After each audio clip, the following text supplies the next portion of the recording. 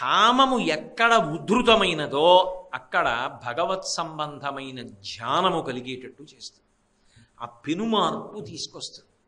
తెలియకుండానే ఇందులోంచి అందులోకి ఎడతాడు. ఇక్కడ ఎంత వేగంగా ఉండేవాడో అక్కడ అంత వేగంగానూ ఉంటాడు. ఇప్పుడు ఏం చేస్తాడు?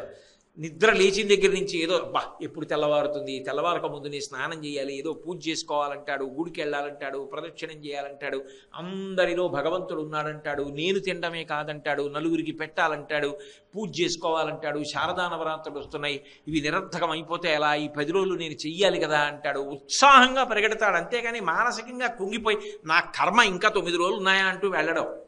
9 రోజులే ఉన్నాయా అని బాధపడుతూ పెడతాడు. ఆ ఉత్సాహమునిస్తుంది కామముతో ఉన్నప్పుడు. కామం అంటే అన్ని వేళలా స్త్రీ పురుష సంబంధం కాదు, కోరికలు అని. అక్కడ ఉద్వేగంతో ఎలా తిరిగేవాడో సంతోషం కోసం ఇక్కడ కూడా ఆ సంతోషం కోసం అలాగే తిరుగుతాడు. అంటే లౌకిక కామము ఈశ్వర కామముగా మారుతుంది, ధ్యాన స్థితిని ఇస్తుంది. భ్రమరాంబ యొక్క తత్వాన్ని ఆవిష్కరిస్తూ శంకర భగవత్పాదులు అంటారు, షట్తారాంగణ దీపికాం అన్నారు. తార అంటే నక్షత్రం, షట్ తారాంగణ, గణము అంటే సమూహం. 6 నక్షత్రముల యొక్క సమూహము ఎలా ప్రకాశిస్తుందో అలా 6 బీజాక్షరముల యొక్క సంపుటిని ప్రకాశింపజేయగలిగినటువంటి అంతర్లీనమైన శక్తి స్వరూపమైన ఓ తల్లి అని కీర్తిస్తున్నారు. షట్ తారాంగణ దీపికాం. 6 అక్షరములు కలిసి అమ్మవారికి సంబంధించినటువంటి ఒక గొప్ప మంత్రం ఒకటి ఉన్నది. మనకి సనాతన ధర్మంలో మంత్రమునకు ఎనలేని ప్రాధాన్యత. మననాత్ త్రాయతే ఇది మంత్ర అని. మననము ఎంత చేస్తుంటే ఆ మంత్రము అంత రక్షణ చేస్తుంది అని. అది బీజాక్షరముల యొక్క సంపుటీకరణము చేత ఏర్పడుతుంది. ఆ మంత్రమునకు విస్ఫోటన శక్తి ఉన్న కారణం చేత ఆ మంత్రాన్ని జపం చేస్తే ఏ మంత్రాధిష్టాన దేవతని ఉద్దేశించి ఆ బీజాక్షరముల యొక్క సమూహముగా కూర్చబడినటువంటి మంత్రస్వరూపం ఉంటుందో ఆ అధిష్టాన దేవత యొక్క దర్శనము, ఆమె యొక్క పరిపూర్ణమైనటువంటి అనుగ్రహము సంప్రాప్తిస్తాయి. ఇక్కడ శంకరాచార్యుల వారు అమ్మవారికి సంబంధించినటువంటి ఒక 6 అక్షరములతో కూడుకున్నటువంటి మంత్రం గురించి ప్రస్తావన చేశారు. శ్రీ విద్యోపాసన గురించి కొంత పరిచయం ఉన్నటువంటి వాళ్ళకి పంచదశి అనబడేటటువంటి ఒక గొప్ప మంత్రం గురించి తెలిసి ఉంటుంది. 15 అక్షరాలతో కూడుకున్నటువంటి మంత్రం. మళ్ళీ ఆ మంత్రాన్ని అమ్మవారి యొక్క భౌతికమైనటువంటి రూపానికి న్యాసం చేస్తారు. ఆ న్యాసం చేసినప్పుడు అమ్మవారి శరీరంలో ఒక్కొక్క భాగమునకు ఒక్కొక్క మంత్రము న్యాసం అవుతుంది. ఆ మంత్రంలో 15 అక్షరాలలో 6 అక్షరాలు మధ్యలోకి వస్తాయి. మధ్యలోకి వచ్చినటువంటి 6 అక్షరములతో కూడుకున్నటువంటి మంత్ర సమూహము పంచదశి మహామంత్రము యొక్క మధ్యలోకి వచ్చింది కాబట్టి దాన్ని హాదికూటము అని పిలుస్తారు. అలాగే దానికి కామరాజకూటము అని కూడా ఇంకొక పేరుంది. అది అమ్మవారికి సంబంధించినటువంటి పంచదశి మహామంత్రంలో అత్యంత ప్రధానమైనటువంటి 6 అక్షరములతో కూడుకున్నటువంటి ఒక మంత్రముగా 3 సమూహంలో ఒకటిగా చేరి ఉంటుంది.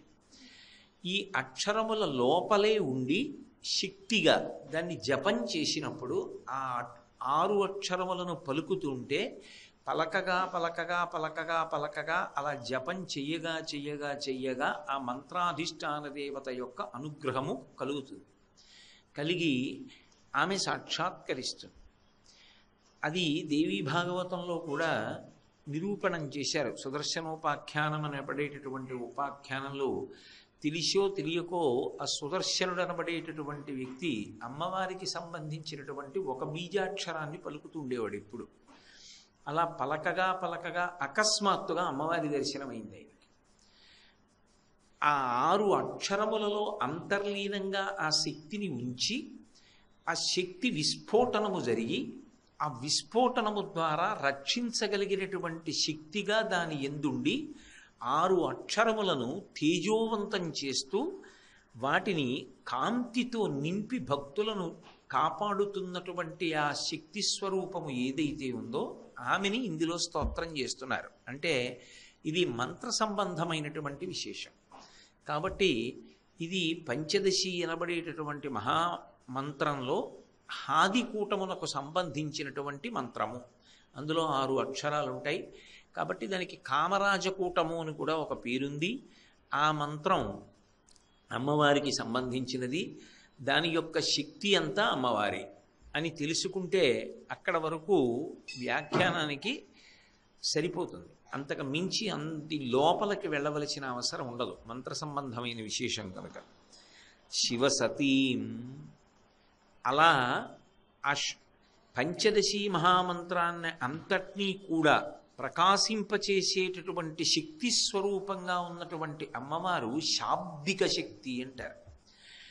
శబ్ద బ్రహ్మమయీ చరాచరమయీ జ్యోతిర్మయీ వాంగ్మయీ అంటారు మీనాక్షి అమ్మవారి గురించి మాట్లాడుతూ శంకరాచార్యుల వారు. ఎందుకనంటే మనకి శబ్దము ధ్వని అని 2 మాటలు ఉంటాయి.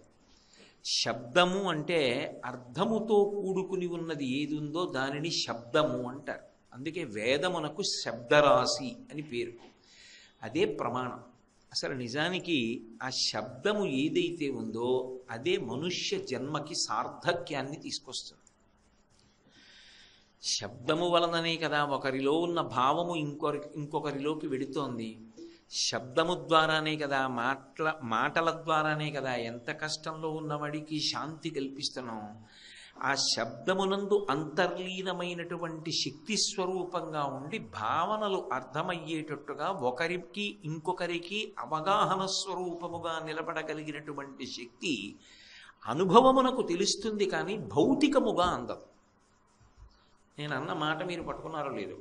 ఇప్పుడు నేను ఒక మాట మాట్లాడుతున్నాను అనుకోండి, షట్తారాంగణ దీపికాం అని నేను అన్నప్పుడు ఏమిటి ఆ షట్తారాంగణ దీపికాం అన్న దాని గురించి నేను మాట్లాడుతుంటే ఇది హాదికూటములకు సంబంధించిన విశేషం అన్నమాట అని మీకు అర్థమైంది. కానీ నాలో కదిలినటువంటి భావం కానీ ఆ భావము శబ్దస్వరూపాన్ని పొందడం కానీ ఆ శబ్దము వాయువులో ప్రవేశించి రూపాన్ని పొందకుండా బయలుదేరి తరంగముల రూపంలో రావడం కానీ అది చెవి గుండా లోపలికి వెళ్ళినప్పుడు కర్ణభేరి గ్రహించి మనసుకి అందిస్తే నేను ఆవిష్కరించిన భావం మీకు తెలిసి మన ఇద్దరి మధ్య ఒక సమన్వయం ఏర్పడి ఇప్పుడు మాకు ఇది తెలిసింది అని అనడానికి హేతువైనది ఏది అంటే శబ్దము. ఆ శబ్దము ద్వారా అందుతోంది. ఇప్పుడు ఇది అనుభవంలోకి వస్తుంది. నేను చెప్పాను, మీరు విన్నారు, నేను చెప్పింది మీకు అర్థమైంది, అక్కడ వరకు తెలుస్తుంది. కానీ అసలు నాలో దీనికి సంబంధించిన ఈ భావాన్ని ఆవిష్కరించింది ఎవరు? వ్యక్తమవడానికి శబ్దస్వరూపంగా బయటికి వచ్చిందెవరు? ఆ ప్రయాణం చేసి అందరి చెవులలోంచి లోపలికి వెళ్ళిందెవరు? వెళ్ళి నేను చెప్పింది మీకు అర్థమైంది అనేటట్టుగా సభాపతిభ్యశ్చ ఓ నమో నమో అంటుంది యజుర్వేదం. సభాపతి చెప్పినది సభకు అర్థమైనది అని 2 ఏకీకృతమయ్యేటట్టుగా నాకు ఏది తెలుసో అది మీకు తెలిసేటట్టుగా చేస్తున్నటువంటి ఆ శక్తి కనపడుతోందా? అనుభవములోకి వస్తోంది అంతే. శబ్దము అనుభవములోకి వస్తుంది. పృథివీ ఉందనుకోండి, అనుభవమునకు అందుతుంది, కంటితో చూడవచ్చు.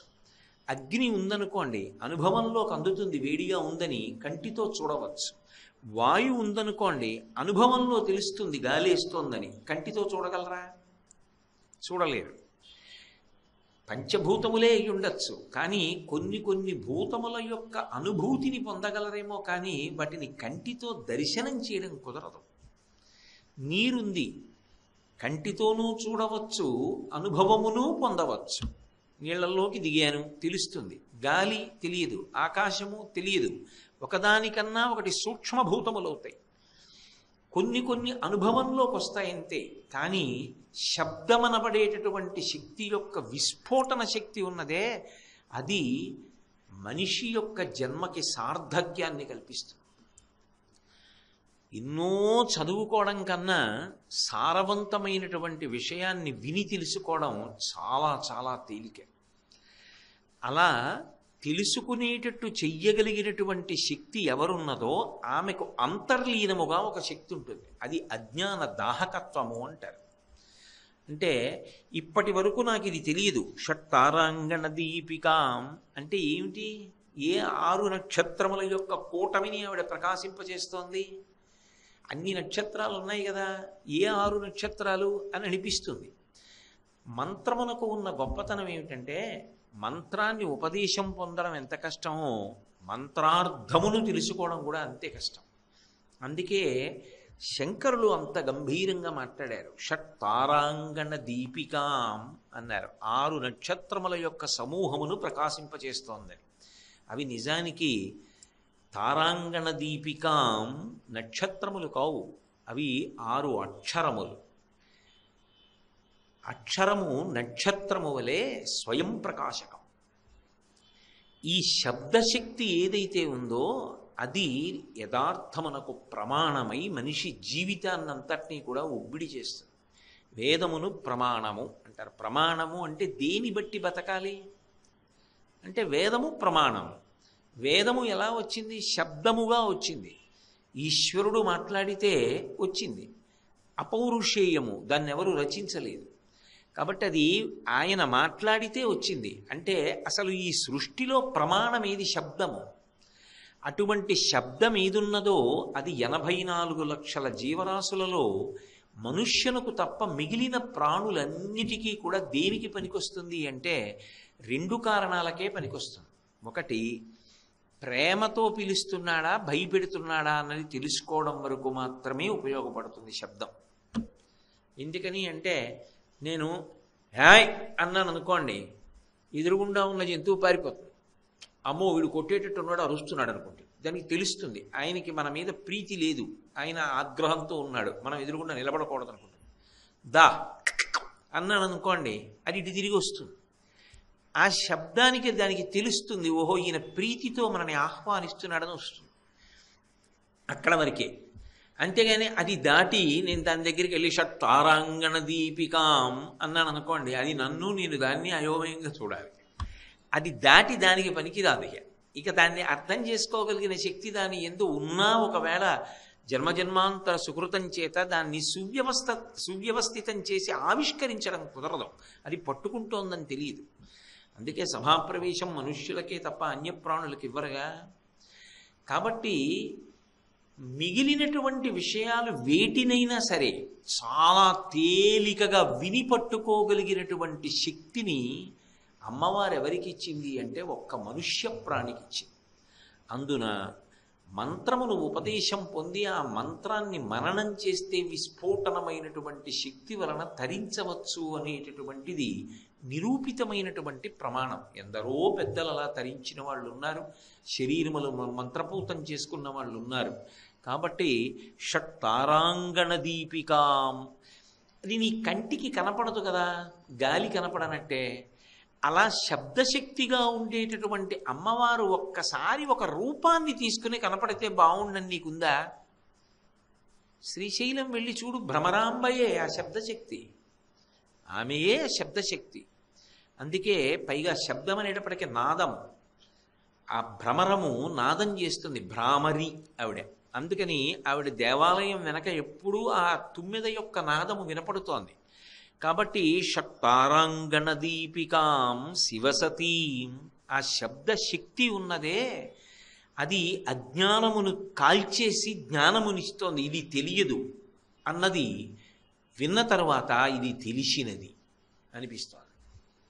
అంటే ఇంతకుముందు తెలియదు అన్నది ఇప్పుడు తెలిసినది అనిపిస్తోంది. అంటే తెలియకపోవడం అజ్ఞానం, ఆ అజ్ఞానమును కాల్చడం శబ్దమునకున్న లక్షణం. అందుకే శబ్దము అగ్నిస్వరూపము, అగ్నిస్వరూపమై అజ్ఞానాన్ని కాల్చేస్తుంది. అలా కాల్చగలిగినటువంటి ఆ అమ్మ ఎవరని నువ్వు అనుకుంటున్నావు? ఆమె ఎవరో కాదు, శివుని యొక్క ఇల్లాలు. అది ఒక కూర్పు, ఒక అమరిక, ఒకదాని తర్వాత ఒకదానికి కొనసాగింపుగా భావన చేయవలసి ఉంటుంది. ఆ తల్లి సాక్షాత్తు శివుని యొక్క ఇల్లాలు. మూకపంచచరి చేస్తూ ఆర్యాశతకంలో మూకశంకరులు ఒక అద్భుత ప్రయోగం చేశారు. ఆయన కామాక్షి పరదేవతను ఉద్దేశించి ఒక పేరు పెట్టి చెప్పకుండా ఆమె ఎవరు అంటే ఆయన అన్నారు, ఐశ్వర్యం ఇందుమౌళి అన్నారు. చంద్రరేఖని ధరించినటువంటి చంద్రమౌళి ఉన్నాడే ఆయన ఐశ్వర్యం ఆవిడ అన్నారు. ఎంత గొప్ప మాట! ఆమె శివశక్తి, ఆయన ఐశ్వర్యం అన్నారు. ఆ ఐశ్వర్యం ఉన్నది కాబట్టి ఈయన ఈశ్వరుడు అయ్యాడు. ఎవడు ఐశ్వర్యమును పొంది ఉన్నాడో వాడు ఈశ్వరుడు. అంటే ఐశ్వర్యమును పొంది ఆమె ఈశ్వరి, ఆ ఈశ్వరి తనదైన వాడు కాబట్టి ఈశ్వరుడు అయ్యాడు. ఆ ఈశ్వరి లేకపోతే నిజానికి ఆయన ఈశ్వరుడు కాడు. ఒక ఈశ్వరుడు గాడు, కోటి ఈశ్వరుడు గాడు. ఐశ్వర్యం ఇందుమౌళే, ఎంత పెద్ద ప్రయోగం ముఖశంకరులది. అంటే అసలు నిజానికి ఆయన ఈశ్వరుడు ఎందుకయ్యాడు అంటే ఆమె ఉన్నది కాబట్టి పక్కన, ఆమె పక్కన లేకపోతే ఆయన అసలు ఈశ్వరుడే కాలేడు. అంటే దాని అర్థం ఏమిటి? ఆ శక్తి ఆయన ఎందు ఉన్నది కాబట్టి. శివశక్త్యాయుక్తో యది భవతి శక్త ప్రభవితుం నచే దేవం దేవో నఖలు కుశల స్పందితుమపి. శంకర భగవత్పాదులు వేసినటువంటి మాటలు బహు గంభీరంగా ఉంటాయి. ఏదో కాళ్ళు చేతులు కదపడం కాదు, స్పందితుమపి. స్పందన కర్మేంద్రియములకు సంబంధించినది కాదు, స్పందన మనసుకి సంబంధించినది. నా మనసు స్పందించిందంటాడు. మనసు స్పందించడం కూడా ఉండదాయా ఆవిడ లేకపోతే? ఆవిడతో కలిసి ఉన్నప్పుడే ఆయన మనసు కూడా స్పందిస్తుంది.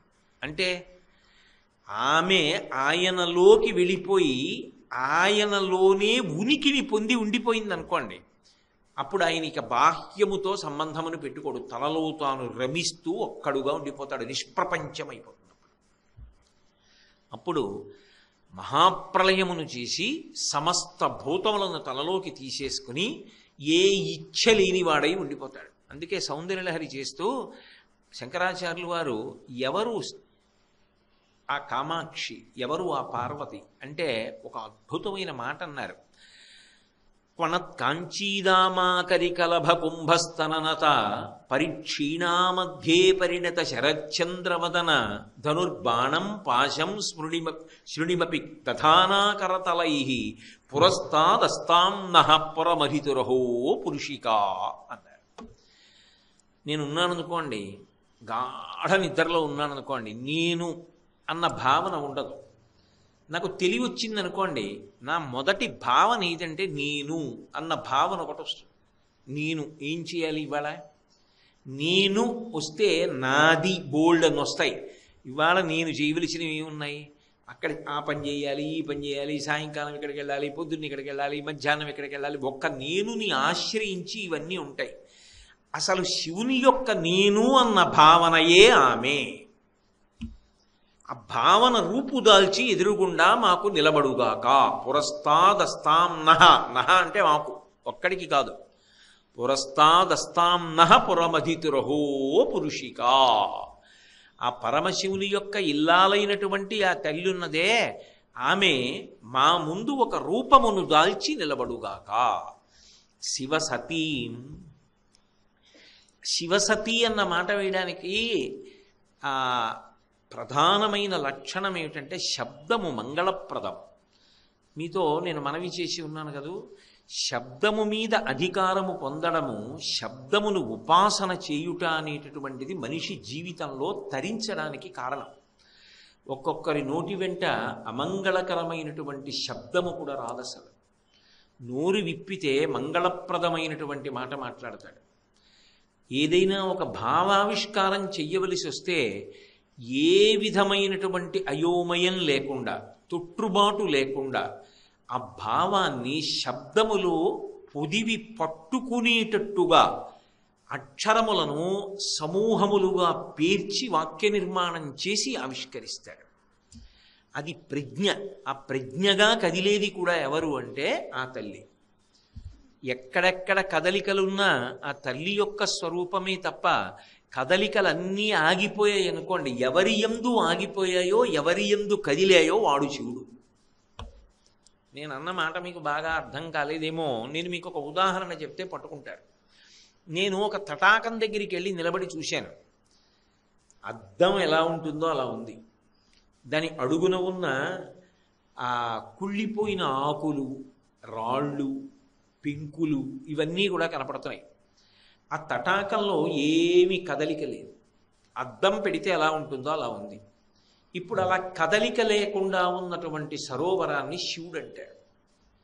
ఇప్పుడు నేను ఒక చిన్న బెడ్డ ముక్కోటి తీసి ఆ సరోవరంలో వేశా. అసలు ఇది అద్దమా నీరా అని అనుమానం వచ్చి బెడ్డ ముక్క వేశాను. ఇప్పుడు ఎక్కడ బెడ్డ ముక్క వేశానో అక్కడ తరంగములు వస్తాయి, నీటిలో కదలికలు వచ్చాయి. ఎక్కడొచ్చాయి కదలికలు? నీటిలో వచ్చాయి. నీరు లేని తరంగము లేదు, తరంగము లేని నీరు ఉంటుంది. కెరటములు లేని సముద్రం ఉంటుంది, సముద్రం లేకుండా కెరటాలు ఉండవు. ఇప్పుడు ఆ తరంగములు బయలుదేరి వచ్చాయి. ఎక్కడొచ్చాయి? ఆ తటాకములోనే వచ్చాయి. అలా ఒడ్డుకి వెళ్ళినటువంటి తరంగాలు మళ్ళీ ఒక 5 నిమిషాల తర్వాత ఆ తటాకములోనే లీనమైపోయి తరంగములు లేకుండా మళ్ళీ అద్దంలా అయిపోయి. అంటే కదలిక ఎక్కడొచ్చింది? శివుడిలో వచ్చింది. కదలిక ఎందులోకి అణిగిపోయింది? శివుడిలోకి అణిగిపోయింది. అందుకని శివసతీం, ఈ కదలికలన్నీ, ఈ శక్తి అంతా ఎవరిని ఆశ్రయించి ఉంటుంది అంటే శంకరుణ్ణి ఆశ్రయించి ఉంటుంది. అందుకే వాళ్ళిద్దరూ ప్రకృతి పురుషులై ఉంటారు. శివసతీం, సతీం అన్న శబ్దానికి ఉన్నటువంటి గొప్పతనం ఏమిటంటే ఆమె అంత శక్తివంతురాలయ్యుండి కూడా ఆయనతో కలిసి ఉండని నాడు ప్రయోజనమును ఆవిష్కరించదు. మళ్ళీ కొంచెం మీ మాట యోమయంగా ఉంది అంటారేమో. నా దగ్గర గంటకి 100 కిలోమీటర్ల వేగంతో వెళ్ళిపోగలిగినటువంటి ఒక 4 చక్రములు కలిగిన వాహనం ఉంది. ఇప్పుడు ఈ కారు చాలా మంచిదే కానండి, ఇది కదలటం లేదు ఈ మధ్య, ఇది పాడైంది అన్నారనుకోండి, అది ఎక్కి ప్రవచనానికి వస్తానా? రాను. కదలగలిగినటువంటి పరిగెత్తగలిగిన ఇంజిన్ ఉంది, కారు లేదండి అన్నారు. ఇంజిన్ ఒకటి ఉంటే పనికొస్తుందా? ఇంజను కారు కలిపి ఉన్నాయి, కావలసినప్పుడు వెడుతుంది, అవసరమైతే ఆగుతుంది అన్నారు. అది ఎక్కి ప్రవచనానికి వస్తాడు. హార్స్ పవర్ అంటారు. అందుకే అదే కాళిదాస మహాకవి అశ్వధాటిలో వాడాడు, ఘోటి కులా దధిక ధాటి అని.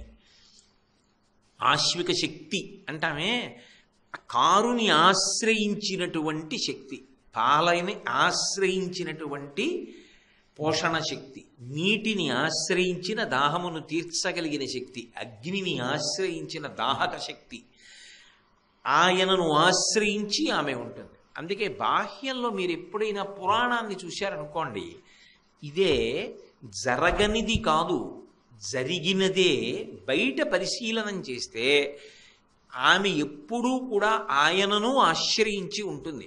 ఆయనను తక్కువ చేయడం ఆమె అంగీకరించదు. అందుకే మీరు చూడండి, దక్షయజ్ఞ ధ్వంసం జరిగినప్పుడు ఆమె దక్షుని యొక్క కుమార్తెగా ఉండడానికి ఒప్పుకోకపోవడానికి ఒక కారణం ఉంది. దక్షుడికి కూతురుగా రావడం వచ్చింది. ఎందుకు వచ్చింది అంటే ఎంతమందికైనా ఆవిడ కూతురుగానే వస్తుంది. అసలు నిజంగా చెప్పాలి అంటే ఎక్కడెక్కడ కూతురున్నా ఆవిడే. నా కూతురైనా ఆవిడే, మీ కూతురైనా ఆవిడే, మీ అందరూ ఆవిడే. ఎక్కడ కూతురున్నా ఆవిడే. కానీ ఆమె మాత్రం ఒక్క శంకరుడికి భార్య. ఎంతమందికైనా కూతురుగా రావడానికి అంగీకరిస్తుంది. అందుకే ఒకప్పుడు కాత్యాయన మహర్షికి వచ్చింది కాత్యాయని, భృగువుకి కూతురుగా వచ్చింది భార్గవి, హిమవంతుడికి కూతురుగా వచ్చింది హైమవతి, ఆకాశరాజుకి కూతురుగా వచ్చింది పద్మావతి, జనక మహారాజు గారి కూతురుగా వచ్చింది సీతమ్మ, పర్వతరాజపుత్రిగా వచ్చింది పార్వతి. కానీ ఆమె భర్త మాత్రం పరమాత్మయే, ఆయనను ఆశ్రయించి ఉంటుంది. ఇందులో శివసతీం అనుగమిస్తుంది. ఆమె భర్తృ నిందని ఒక్కదాన్ని మాత్రం ఆవిడ భరించదు. ఆమెకి ఎంత భరించగలిగిన శక్తి ఉంటుంది అంటే ఈ సమస్త ప్రాణులను భరించగలదు. భర్తృ నిందని మాత్రం ఆమె అంగీకరించదు. అందుకే దక్ష ప్రజాపతి శివనింద చేశాడనుకోండి, ఆమె సభామధ్యంలో ప్రతిజ్ఞ చేసింది, నరుడు అజ్ఞానమునం భుజించిన జుగుప్సంబైన ఎన్నంబు సయ్యన వెళ్ళించి పవిత్రుడైన గతి దుష్టాత్ముండవై ఈశ్వరున్ అఘను దూషించిన నీ తనూభవ అనంగానోర్వ హేయభాజనమైన ఈ శరీరమున్ విడిచి భాస్వత్యుద్ధి ప్రాపించదన్. ఒకప్పుడు నువ్వు శివభక్తిని పొంది ఉన్నావు, నీకు కుమార్తెగా వచ్చి కీర్తి తెచ్చా, దాక్షాయణి అని పేరు పెట్టుకున్న, దక్షుడి కూతురు అని లోకానికి తెలియాలని. నేను ఇదే శరీరంతో ఉంటే ఎక్కడికి వెళ్ళినా దాక్షాయణి అంటారు. నువ్వు ఇప్పుడు శివనింద చేశావు కాబట్టి ఇక ఈ శరీరంతో ఉంటే దాక్షాయణి అని పిలుస్తారు, నీకు ఇక ఆ గౌరవం దక్కడానికి వీల్లేదు. అందుకే ఆమె ఉపమానం ఏం చెప్పిందంటే, నరుడు అజ్ఞానమునన్ భుజించిన జుగుప్సంబైన యన్నంబు సయ్యన వెళ్ళించి పవిత్రుడైన గతి. ఎంత బాగుందే పులుసు, ఇవాళ చాలా బాగా పెట్టావు అన్నాడు మధ్యాహ్నం భోజనానికి వచ్చి. ఇంకో మాట కలుపుకోండి, ఇంకో మాట కలుపుకోండి అని పోసింది. కలుపుకున్నాడు, అయిపోయింది. కొద్దిగా ఉంది, పెరుగన్నంలో నంచుకుంటాను పోసేయి అన్నాడు. ఆఖరి నాకు ఇన్నెత్తి గరిట్లో పోస్తోంది, అందులో బల్లిపిల్ల ఉంది. అయ్యో అంత బాగున్న పులుసు ఇప్పుడు నేను లోపలికి వెళ్ళిపోయింది, నేను వదలను సుమా అంటాడా? నరుడు అజ్ఞానమునన్ భుజించిన జుగుప్సంబైన యన్నంబు, బల్లిపడ్డ పులుసు నోట్లో వేలు పెట్టి కక్కేస్తాడు. సయ్యన వెళ్ళించి పవిత్రుడైన గతి, ఇక అది లోపల ఉండడానికి వీల్లేదు. నువ్వు ఒకనాడు శివభక్తితో ఉన్నావు, నీకు కూతురుగా వచ్చా. నీకు ఇవాళ శివభక్తి పోయింది, శివనింద చేశావు, నేను నీ కూతురుగా ఉండను. శివ సతీం, అందుకే సతీదేవి అవతారం. ఆమె అనుగ్రహం ఎక్కడుంటుంది అంటే శివభక్తి ఎక్కడుందో అక్కడ ఉంటుంది. అందుకే మనం సాధారణంగా ఎవరైనా శరీరం వదిలిపెడుతూ చెప్పిన మాట ఏదుందో అది ఇక ప్రమాణంగా స్వీకరిస్తారు, మరణవాంగ్మూలం అంటూ ఉంటారు. ఆమె సతీదేవిగా అవతార పరిసమాప్తి చేస్తూ లోకానికో సందేశం ఇచ్చింది. భవో నహోద్భీష్టి శివం శివే తరహా అంది. నువ్వు శివుణ్ణి ద్వేషించావు, నీకు శివం ఉండదు, నీకు మంగళం ఉండదు, నీకు శుభములు జరగడానికి అవకాశం లేదు. ఇక పైన నీకు అన్ని అశుభములే జరుగుతాయి. అంతే. అది జరిగిందా లేదా? దక్షుడికి కంఠం కూడా పోయింది కదూ. తర్వాత మళ్ళీ శివానుగ్రహం కలిగితే ఏదో ఆ గొర్రెపోతు కంఠం తీసుకొచ్చి పెట్టారు. కాబట్టి ఆ తల్లి శివుని యొక్క భక్తి ఉన్నంతకాలం ఆయనకి కూతురుగా ఉంది. శివభక్తి తొలగిపోతే ఆమె వెంటనే విడిచిపెట్టేసి దాక్షాయిణి అన్న పేరుంచుకోవడానికి కూడా ఇష్టపడాల. చమత్కారం ఏమిటంటే, లోకంలో పెళ్ళిళ్ళు పాడి చేసేవాళ్ళు అని కొంతమంది ఉంటారేమో, ఏదో కారణాల చేత ఎవరింట్లోనో పెళ్లి కుదిరితే ఆ పెళ్లి పాడి చేసేవాడు ఉంటాడు. వాడి ఏ స్వార్థం ఉంటే చేసే పనులు ఉంటాయి కొన్ని అలాంటి వాళ్ళు. కానీ నాకు తెలిసినంత వరకు ఈ లోకంలో తన పెళ్లి పాడు చేసుకోవడానికి ప్రయత్నం చేసిన తానే అయిన వాడు శివుడు ఒక్కడే. ఎందుకంటే ఆయన గురించి తపస్సు చేసింది ఆవిడ అపర్ణ. ఆవిడేం సామాన్యురాలు కాదు, మహాతల్లి. అటువంటి ఆవిడ తపస్సు చేసింది. ఇంత తపస్సు చేస్తే మేనకా హిమవంతులు త్రికరణ శుద్ధిగా కన్యాదానం చేద్దామని అంతకుముందు అనుకున్నా ఆయన ఒక గొప్ప పరీక్ష పెట్టాడు ఆవిడికి. పార్వతీదేవి దగ్గరికి వెళ్ళి ఒక బ్రహ్మచారి రూపంలో వెళ్ళాడు. వెళ్ళి అదే పనిగా శివనింద చేశాడు. నువ్వు చూస్తే ఇంత అందంగా ఉంటావు, నువ్వు చూస్తే ఇంత లాలిత్యంగా ఉంటావు, ఇన్ని భూషణాలు వేసుకుంటావు, ఆయన ఎక్కడ దొరికాడమ్మా నీకు? ఆయనేమో నువ్వు పెళ్ళవగానే గృహప్రవేశం శ్మశానంలో చెయ్యాలి, రుద్రభూమిలో ఉంటాడు, ఒంటి నిండా పాములేసి కూర్చుంటాడు. ఎక్కడైనా భార్యాభర్తలు అన్న తర్వాత కొత్తగా పెళ్లి చేస్తే సంతోషంగా ఆలింగన సుఖం అనుభవిస్తారు. ఎలా ఆలింగనం చేసుకుంటావు ఒంటి నిండా పాములు ఉన్నవాడిని? ఎందుకొచ్చింది? ఆయన గురించి తపస్సు కూడా ఏమిటి అని చెప్పినవాడు శంకరుడే. అది విచిత్రం. బ్రహ్మచారి రూపంలో వచ్చి తన పెళ్లి తానే పాడు చేసుకునే ప్రయత్నం చేశాడు. సాధారణంగా నేను కానీ తప్పు చేశానా ఏమి అన్న భావన ఏదో ఉండాలి కదా ఎక్కడైనా.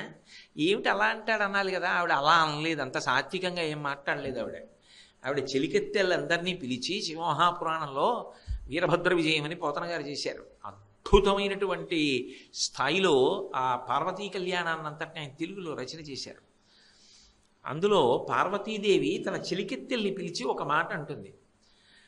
వీడు అసలు ఎక్కడి నుంచి వచ్చాడు? వీడట బ్రహ్మచారియట, వీణుల పెట్టగరాని మాటలే అడుచునున్నవాడు, నమశివాయయుండడగరాదు, వీని దుర్మార్గుని పండ్లుడగవేసి ద్రుబ్బుడని ఉగ్రత పల్కిన కాంతలందరూ అన్నాడు. ఎవడు వీడు? బ్రహ్మచారే. నమశివాయ ఈ మాట తప్ప ఇంకొక మాట వినకూడదు. వీడెవరు శివనింద చేస్తున్నాడు? వీడు బ్రహ్మచారా పైగాను. కాబట్టి పండ్లుడగ వేసి ద్రొబ్బుడని ఉగ్రత పల్కిన మహాకోపంతో చెలికెత్తెల్ని పిలిచి పళ్ళు ఊడిపోయేటట్టు కొట్టి వీటి అవతలకి లాగేయండి. ఏం మామూలు సత్కారం కాదు. ఆ చుట్టూ ఉన్న చెలికెత్తెలందరూ ఈ బ్రహ్మచారి మీద పడ్డారు, కొట్టి అవతలకి లాగేస్తామని. అప్పుడు ఆయన శంకరుడుగా ప్రత్యక్షం అయితే ఆవిడ సిగ్గుపడింది. అంటే ఆవిడ భర్తయే వచ్చి ఏదో సరదాకి తనని తాను నింద చేసుకున్నా ఆవిడ ఒప్పుకోదు. అందుకేగా గౌరి అయింది. ఆవిడ పోనీ ఏదో శంకరుణ్ణి నింద చేస్తే కాదు, ఎక్కడైనా ఆవిడకి చిన్న అనుమానం వచ్చిందనుకోండి, ఈయన నన్ను తనకి తగిన దానిని కాను అనుకుంటున్నాడా ఏమి అన్న అనుమానం వచ్చిందనుకోండి, ఆవిడ భరించదు. అసలు ఆయనకి పాపం రంగు ముచ్చట్లు ఇలాంటివి ఏమి ఉండవు. శివుడికి స్ఫటిక మణినిభం తెల్లగా ఉంటాడు, ఆవిడ కాళీ నల్లగా ఉంటుంది. ఏమో ఎందుకన్నాడో, ఏదో అసలు జరగవలసిన ప్రయోజనం వేరే ఉంది, రాక్షస సంహారం జరగాలి. ఓసారి ఇలా ఆవిడ వంక చూశాడు, ఓసారి తన వంక ఇలా చూసుకున్నాడు. చూసుకుని నవ్వు నవ్వి కాళీ అన్నాడు. ఆ మాట రోజు పిలిచినట్టు అనిపించలేదు ఆవిడికి. తన వంక చూసుకున్నాడు, ఆవిడ వంక చూశాడు. తెల్లగా ఉన్నాను, నల్లగా ఉంది పిల్లని, నల్ల పిల్ల అనకుండా కాళీ అన్నాడా అని, తెలుపుగా ఉన్నానని మీకు తగిన దానని కానన్న భావన మీకు ఏమైనా కలిగిందా అని ఉత్తర క్షణం ఆమె ఆ తొడుగు వదిలేసింది. అదే కౌశికీ రూపాన్ని పొందింది. తర్వాత విద్యాపర్వతం మీద రాక్షస సంహారం చేసింది. అది అసలు ప్రయోజనం, అందుకు చేశాడు శివుడు. ఆమె తెలుపు, పసుపు, ఎరుపు రంగులు కలిసినటువంటి గౌరవర్ణాన్ని పొంది పక్కన కూర్చుని ఆ పుట్టి తెలుప ఈ గౌరవర్ణమా ఏది బాగుందండి, ఏమిటి ఖాళీ అన్నందుకే ఇంత ఉద్ధతి అన్నాడు. ఏమో మీకు తగిన దానను నేను కానన్న మాట సూచనప్రాయంగా మీ నోటి వెంట వచ్చినని తట్టుకోలేదు. శివ సతీం అంతగా వాళ్ళిద్దరూ పెనవేసుకుపోయి ఉంటారు, అంత కలిసిపోయి ఉంటారు. అందుకే శంకరాచార్యుల వారు శివానందలహరి చేస్తూ ఆ సంధ్యారంభ విజృంభితం శృతిశిరస్థానాంతరాధిష్ఠితం సప్రేమ భ్రమరాభిరామమసవృత్సద్వాసనాశోభితం భోగీంద్రాభరణం సమస్త సుమన పూజ్యం గుణావిష్కృతం సేవే శ్రీగిరి మల్లికార్జున మహాలింగం శివాలింగితం అంటారు. ఒక చెట్టుని, అది తెల్లగా ఉంటుంది, మద్ది చెట్టు, తెల్ల మద్ది చెట్టు, శ్రీశైలంలో స్థలవృక్షం. భ్రమరాంబ అమ్మవారి దేవాలయం మెట్లు దిగి ఎడంపక్కకి వెళ్ళగానే ఉంటుంది. మళ్ళీ శివాలయం మెట్లు దాకా, ఆ మెట్లు దిగి భ్రమరాంబ అమ్మవారి గుడి దగ్గర నుంచి వస్తే శివాలయానికి కుడి చేతి వైపు ఉంటుంది. ఆ చెట్టు తెల్లగా ఉంటుంది శివుళ్ళే. అందుకని ఆ తెల్ల మద్ది చెట్టు అర్జున వృక్షం శివస్వరూపంగా చెప్తారు. మధ్యార్జునము అని తమిళ దేశంలో ఉంది, అక్కడ స్థల వృక్షం ఆ తెల్ల మద్ది చెట్టే, అర్జున వృక్షమే. శ్రీశైలంలో కూడా అర్జున వృక్షమే, హాటకేశ్వరంలో కూడా ఉంది అర్జున వృక్షం. శ్రీశైలం అంతా అర్జున వృక్షాలు, ఎందుకంటే శివ సంబంధం. శంకరులు ప్రదోష వేళలో శ్రీశైలానికి వెళ్ళేటప్పటికీ మల్లెతీగ అల్లుకున్న అర్జున వృక్షం కనపడింది. ఆయన అన్నారు, శివాలింగితం, పార్వతీదేవి చేత గట్టిగా కౌగలింపబడినటువంటి శివుడు నాకు ఇదిగో ఇక్కడే కనపడుతున్నాడు అన్నారు. వాళ్ళిద్దరూ ఎప్పుడూ విడిచిపెట్టి ఉండరు. శక్త్యా లోభయితుం నాహం ఐశ్వర్యేణ ధనేనమా అనన్యే రాఘవేణాహం భాస్కరేణ ప్రభాయధ అంటుంది సీతమ్మ సుందరకాండలో. పాలని విడిచి తెలుపు ఉండదు, పువ్వుని విడిచి పరిమళం ఉండదు, సూర్యుణ్ణి విడిచి కాంతి ఉండదు, చంద్రుణ్ణి విడిచి వెన్నెల ఉండదు. ఇవన్నీ ఎలా ఒకదాని నుంచి ఒకటి విడివడకుండా కలిసి ఉంటాయో పార్వతీ పరమేశ్వరులు అలా కలిసి ఉంటారు.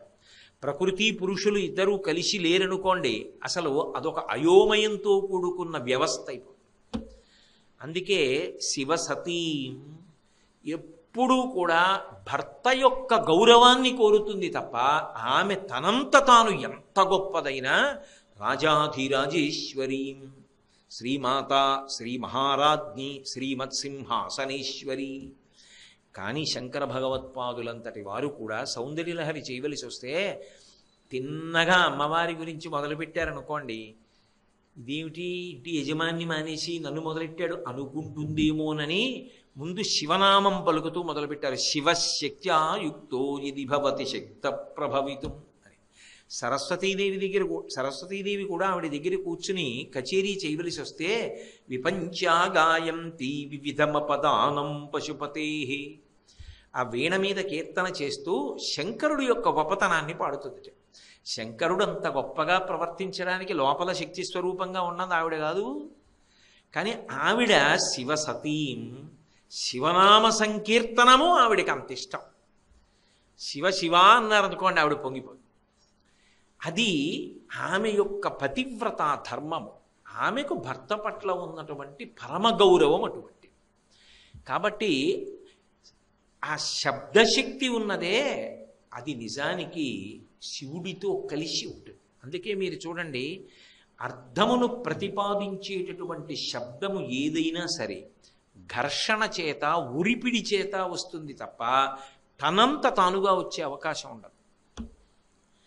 భారతీయ సంగీత పరికరములు ఉంటాయి. వీణ ఒక తీగని గోటితో మీటారనుకోండి, అందులోంచి శబ్దం వస్తుంది.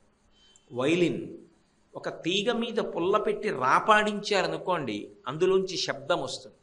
కంఠము వాయువుతో ఉరిపిడి వచ్చిందనుకోండి, అప్పుడు ఆ శబ్దము పైకొస్తుంది. మృదంగం చర్మ సంబంధమైన వాద్యం, దాన్ని వేళ్లతో కొట్టారనుకోండి శబ్దం వస్తుంది. ధ్వని అర్థం ఉన్నది, అర్థం ఉండదు. ఏదో పసిపిల్లవాడు ఉంగా ఉంగా అన్నాడు అనుకోండి తెల్లారకట్ట, దానికి ఏమిటంటే అర్థం అని అడిగారు అనుకోండి, ఏమిటి ఉంటుంది అర్థం? దానికి ఏం అర్థం ఉండదు. నా మనవడు ఉంగా అంటున్నాడని సంతోషించాలి అంతే. అంతేగాని ఉంగాకు అర్థం ఏమి అంటే అదేం ఉండదు. అలాగా అంటే అర్థము ఉండకపోయినా వచ్చిన శబ్దం ఏది ఉన్నదో దానిని ధ్వని అంటారు. అర్థముతో కూడుకున్న దాన్ని శబ్దము అంటారు. శబ్దము ఒక ఆధారమును ఆశ్రయించి ఉంటుంది. అది ఏదో ఒక ఘర్షణ పొందిందనుకోండి అభివ్యక్తము. మృదంగం ఉందనుకోండి, చర్మ సంబంధమైన వాద్యం, దాన్ని అలా వేదిక మీద పెట్టారనుకోండి తనంత తాను మోగదు. ఒకడొచ్చి వేళ్లతో కొట్టాడనుకోండి మోగుతుంది. అంటే ఘర్షణ కావాలి. శబ్దశక్తి ఎప్పుడూ కూడా ఆశ్రయించి ఉంటుంది ఇంకొక దాన్ని. అది ఉరిపిడి చేత పైకొస్తుంది. ప్రకృతి పురుషులు ఎలా ఉంటారో శబ్దము కూడా అంతే. శబ్ద బ్రహ్మమయీ చరాచరమయీ జ్యోతిర్మయీ వాంగ్మయీ. అయితే చాలా గొప్ప విషయం ఏమిటంటే ఈ శబ్దము చివర లయం ఎక్కడైపోతుంది అంటే, ఎక్కడ నుంచి శబ్దములు ఉత్పన్నమవుతాయో అక్కడికి వెళ్ళిపోయి లయమైపోతుంది. దాన్ని నాదోపాసన అంటారు. నాదోపాసనము అన్న మాటకి సంగీతంలో గొప్పతనం ఎక్కడొస్తుందంటే అక్కడ ఇక పాట ఉండదు. నాదోపాసన చేసినటువంటి విద్వాంసుడు ఏం చేస్తాడంటే పాట పాడి పాడి పాడి పాడి పాడి గొప్ప భావోద్వేగాన్ని పొంది ఆ ఉద్వేగమునందు ఈ లోపలే భగవతి యొక్క దర్శనాన్ని చేసి ఒక్కసారి ఆ శబ్దాన్ని ఆపేస్తాడు. ఆపేసి శబ్దములన్నీ ఎక్కడ ప్రారంభమవుతున్నాయో ఆ స్థానమునందు తాను లయమై నిలబడతాడు. అది నాదోపాసన. ఆ నాదము భ్రామరీ నాదము. కాబట్టి ఆ తల్లి బాహ్యమునందు చూశారా మహాపతివ్రత, శివుణ్ణి విడిచిపెట్టి ఉండదు. ఆంతరమునందు చూశారా ఆమె శబ్దశక్తి ఆధారముతో కలిసి ఉంటుంది. అంటే ఈ శ్లోకం దగ్గరికి వచ్చేటప్పటికి శంకరాచార్యుల వారు మంత్ర సంబంధమైన విషయంతో మొదలుపెట్టారు కాబట్టి శబ్ద సంబంధమైన విషయాన్ని విస్తరించారు. దాన్ని చాలా అందంగా ఆమె పాతివ్రత్యాన్ని ఆవిష్కరిస్తూ కలిపారు. అందుకని షట్తారాంగణ దీపికాం శివసతీం షడ్వైరి వర్గాపహాం. ఆమె యందు ఒక అద్భుతమైన శక్తి ఉంది. ఇది అనుగ్రహ శక్తి అంటారు. ఒక్కొక్క శక్తికి ఒక్కొక్క అనుగ్రహం ఉంటుంది అమ్మవారిది. ఈ అనుగ్రహ శక్తి ఏం చేస్తుందంటే ఏవి పతనం చేసేస్తాయో వాటిని సాధన కింద మార్చేస్తుంది. ఇది కలగడం కోసమే అమ్మవారిని ఉపాసన చేస్తారు. నిజానికి దేని కొరకు భగవతిని ఉపాసన చెయ్యాలి? ప్రత్యేకించి శారదానవరాత్రులు అని ఇప్పుడు ఎందుకు చెయ్యాలి అసలు ఈ 9 రోజులు? అబ్బా 10 రోజులు కుంకుమార్చన అండి, రోజు రావాలా అండి, రోజు కుంకుమార్చన కూర్చోవాలా అండి అన్న పరిమితి ఎందుకు రావాలి? ఎందుకు శారదానవరాత్రులన్నవి ఈ ఆశ్వీజ మాసంలో ప్రారంభంలో శుక్లపక్షంలో పెట్టారు అంటే బ్రాహ్మీ ముహూర్తము అని ఒక ముహూర్తం ఉంటుంది, తెల్లవారుజాము కాలం. అది తనంత తానుగా పరమ పవిత్రం. ఆ సమయంలో మనసు లయమై దేన్ని మీరు పట్టుకున్నారో దాన్ని పట్టుకుంటుంది బాగా. ఈ సంవత్సరాన్నంతటినీ కలిపి ఒక రోజుగా మీరు పరిగణన చేస్తే ఈ శారదా నవరాత్రులు వచ్చినటువంటి ఆశ్వీజ మాసానికి సంబంధించినటువంటి మొట్టమొదటి 9 రోజులు బ్రాహ్మీ ముహూర్తంతో సమానం, ఒక సంవత్సరాన్ని రోజుగా పరిగణిస్తే. ఇది అమ్మవారి ఉపాసనతో ప్రారంభం కావాలి. అందుకే మీరు ఒక చమత్కారం చూడండి. అసలు నెలలు చెప్పినప్పుడు మొదటి నెల ఏది? చైత్రం. చైత్రము, వైశాఖము, జ్యేష్ఠము, ఆషాఢము, శ్రావణము అని కదా చెప్తాం. నక్షత్రాలు చెప్పారనుకోండి, మొదటి నక్షత్రం ఏది? అశ్విని. అశ్విని నక్షత్రంతో చంద్రుడు కూడాడు అనుకోండి, ఏ మాసం వస్తుంది? ఆశ్వీజ మాసం వస్తుంది. మొదటి నక్షత్రంతో కూడిన మాసం మొదటికి వచ్చిందా? రాలేదు. 27 నక్షత్రాల్లో 13 అటు 13 ఇటు వదిలితే చిత్తా నక్షత్రంతో కూడితే చైత్రమాసం మొదటికి వచ్చింది. ఉపాసనలో మాత్రం మొదటి మాసం ఏది అంటే ఆశ్వీజ మాసం. అక్కడ మొదలవుతుంది. అందుకే ముందు గణపతి పూజ భాద్రపద మాసంలో విఘ్నేశ్వరుడికి మహానుభావ ఏ విఘ్నాలు లేకుండా చెయ్యి అని ఆయనకు నమస్కారం పెట్టి శ్రీ గురుభ్యో నమః. ఆషాఢ మాసంలో గురువుగారికి నమస్కారం పెట్టి అమ్మవారి దగ్గరికి వచ్చి కూర్చుంటాడు. ఇది బ్రాహ్మీ ముహూర్తం సంవత్సరంలో. ఇప్పుడు అమ్మవారి ఉపాసన చేశారనుకోండి, ఆ ఉపాసన వలన ఫలితమేమి? నాకు మనవడు పుట్టాలండి, నాకు మనవరాలు పుట్టాలండి, నేను ఆరోగ్యంగా ఉండాలండి, మా ఆవిడ ఆరోగ్యంగా ఉండాలి, నా కుటుంబం సంతోషంగా ఉండాలి, అందరూ సంతోషంగా ఉండాలి. మంచిదే, అందులో తప్పేమీ లేదు, కోరవలసింది. అవి ఒక గృహస్థుకి ఉండవలసినటువంటి అవసరములు. అవి ఇవ్వడం పెద్ద కష్టము కాదు ఆవిడికి. ఆవిడ కామకోటి. అది కాదు, ఆవిడ మనిషి జన్మని మనిషి జన్మగా సార్థక్యమిస్తుంది. అది శారద. అందుకే మొదటి 3 రోజులు మహాకాళి, తర్వాత 3 రోజులు మహాలక్ష్మి, తర్వాత 3 రోజులు మహాసరస్వతి. 9 రోజులు అలా ఉపాసన చేస్తారు సరస్వతీ పూజ అని. ఎందుకని అంటే ముందు మహాకాళీ స్వరూపాన్ని ఉపాసన చేసి దుర్గుణములను వదిలిపెట్టాలి. మహాలక్ష్మి ఉపాసన ద్వారా సుగుణములను అలవరుచుకోవాలి. సరస్వతి అనుగ్రహము వలన సిద్ధిని పొందాలి. అది నవరాత్రి క్రమం. అప్పుడు 9 ఏమైంది? తర్వాత 10లో చేరింది. ఏది 9? అంకెల్లో పెద్దది, సంఖ్యలో చిన్నది 10. 1 పక్కన 0 అయిపోయింది. ఏదా 1? పరమాత్మ. దాని పక్కన పూర్ణత్వాన్ని పొందింది. పూర్ణమద పూర్ణమిదం పూర్ణాత్ పూర్ణముదచ్యతే పూర్ణస్య పూర్ణమాదాయ పూర్ణమేవావశిష్యతే. అందుకు నవరాత్రులు. రాత్రి ఏం చేస్తాం? పడుకుంటాం అప్పుడు ఇప్పుడు కూడా. మరి రాత్రులు ఏమిటి? రాత్రి అంటే చీకటి. చీకటిలో ఉన్న వస్తువు ఉన్నట్టుగా కనిపించదు, దాని వలన భయం. యథార్థమైన ఆత్మ తెలియకపోవడం వల్ల భయం. అసత్యమైన శరీరము సత్యం అనుకుని అది ఉండాలని కోరుకుంటాడు, కానీ అది ఉండదు, దాని ధర్మం అది వెళ్ళిపోతుంది. అందుకని భయం. అది పోవాలి అంటే, చీకటి పోయి వెలుతురు రావాలి అంటే, ఆ జ్ఞానము కలగాలి అంటే నవరాత్రులు ఉపాసన చెయ్యి. ఈ నవరాత్రులు ఉపాసన చేస్తే దేవి అనుగ్రహ శక్తి ఎలా వస్తుంది, భ్రమరాంబ ఎలా అనుగ్రహిస్తుంది, అది చెప్తున్నారు శంకరాచార్యులు వారు ఇక్కడ. అది ఆయన అంటారు, షడ్వైరివర్గాపహాం, 6 శత్రువుల యొక్క సమూహమును తొలగిస్తుంది. మీరు బాగా పట్టుకోవాలి. ఎవరు ఆ 6 శత్రువులు? తొలగిస్తే ఏం చేయాలి? దాని స్థానంలో ఇంకొకటి పట్టుకొచ్చి పెట్టేసి దీన్ని తీసేయాలి అక్కడి నుంచి. కామ, క్రోధ, లోభ, మద, మోహ, మాత్సర్యములు, ఈ 6 శత్రువులు. ఈ 6 శత్రువులు ఎవరికి శత్రువులు అంటే నిజానికి జీవుడికి శత్రువులు. వాడు అధపతనం అయిపోవడానికి 6 కారణం అవుతాయి. ఇవ్వాలంటే ఈ శరీరంలో ఉన్నాడు, వచ్చే జన్మలలో వాడు సర్వనాశనం అయిపోయేటట్టుగా చెయ్యగలిగిన వాళ్ళు ఎవరంటే సమస్త పాపములకు మూలమైన వాళ్ళు ఈ 6. వాళ్ళు ఎక్కడి నుంచో బయట నుంచి రారు. కామక్రోధశ్చ లోభశ్చ దేహే తిష్టంతి తస్కరాహ జ్ఞానరత్నాపహారాయ తస్మాత్ జాగ్రత్త జాగ్రత్త. ఇక్కడే కూర్చుని ఉంటారు. అమ్మవారు ఏం చేస్తుంది? ఉపాసన చేస్తే, ఆవిడ్ని స్మరిస్తే, భక్తితో ఆమె మ్రోల నిలబడి నమస్కారం చేస్తే ఈ షడ్వైరివర్గాపహాం వీటిని తీసేస్తుంది. ఎలా తీస్తుంది అంటే ఎలా తీసేసుకోవాలో తెలిసేట్టు చేస్తుంది. అంతే చమత్కారం. అందుకే ఎప్పుడూ కూడా పూజంతా అయిన తర్వాత ఏం చెప్తారంటే ప్రచోదయాత్. ఏ లఘు గాయత్రి చెప్పండి, చివర ప్రచోదయాత్ ప్రచోదయాత్ తన్న రుద్ర ప్రచోదయాత్ తన్నో ఏదో దుర్గ ప్రచోదయాత్, ఏదో ఏ దేవతా స్వరూపాన్ని పూజ చేస్తే అది చెప్పి ప్రచోదయాత్, మా బుద్ధులను ప్రేరేపించుగాక. బుద్ధి యందు ప్రేరణ శక్తిగా నిలబడుతుంది.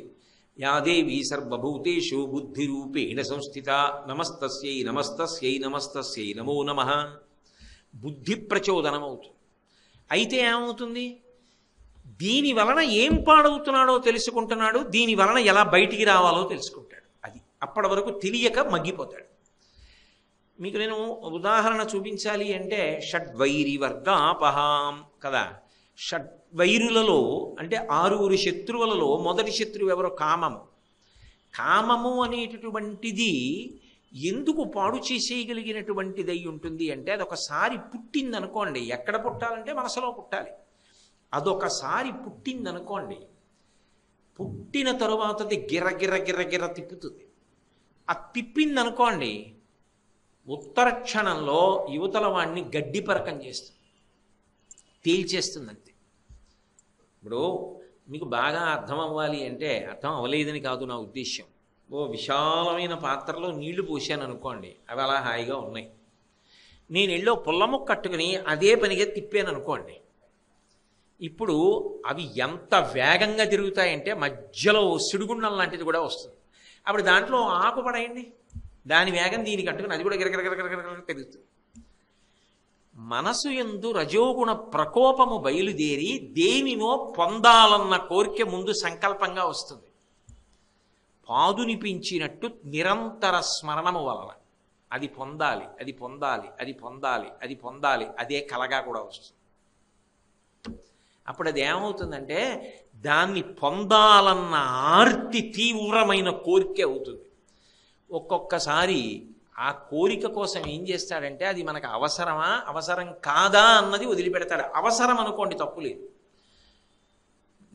నేను గృహస్థాశ్రమంలోకి వెళ్ళాలి, తప్పేం లేదు. నాకు ఓ కొడుకు పుట్టాలి, తప్పేం లేదు. నాకు ఓ కూతురు పుట్టాలి, తప్పు లేదు. నాకు మనవలు పుట్టాలి, తప్పు లేదు. నాకు ఇల్లు ఉండాలి, తప్పు లేదు. నేను ఆరోగ్యంగా ఉండాలి, తప్పు లేదు. నేను అమెరికా అధ్యక్షుడిని అవ్వాలి, ఎందుకు?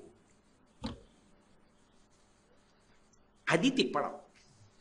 ఆ తిప్పు అదే భాగవతంలో సుడిగాలి రూపంలో వచ్చాడు రాక్షసుడు అని చెప్తారే, అదే. అందులో గడ్డి పరకలా తేలిపోయింది. తృణావర్తుడు, తృణము అంటే గడ్డి పరకన చేసి తిప్పేస్తుంది సుమాని, అలా తీసుకుపోతుంది పైకి. అది ఏం చేసింది, శనికృష్ణుడిని కూడా ఎత్తుకుపోయింది.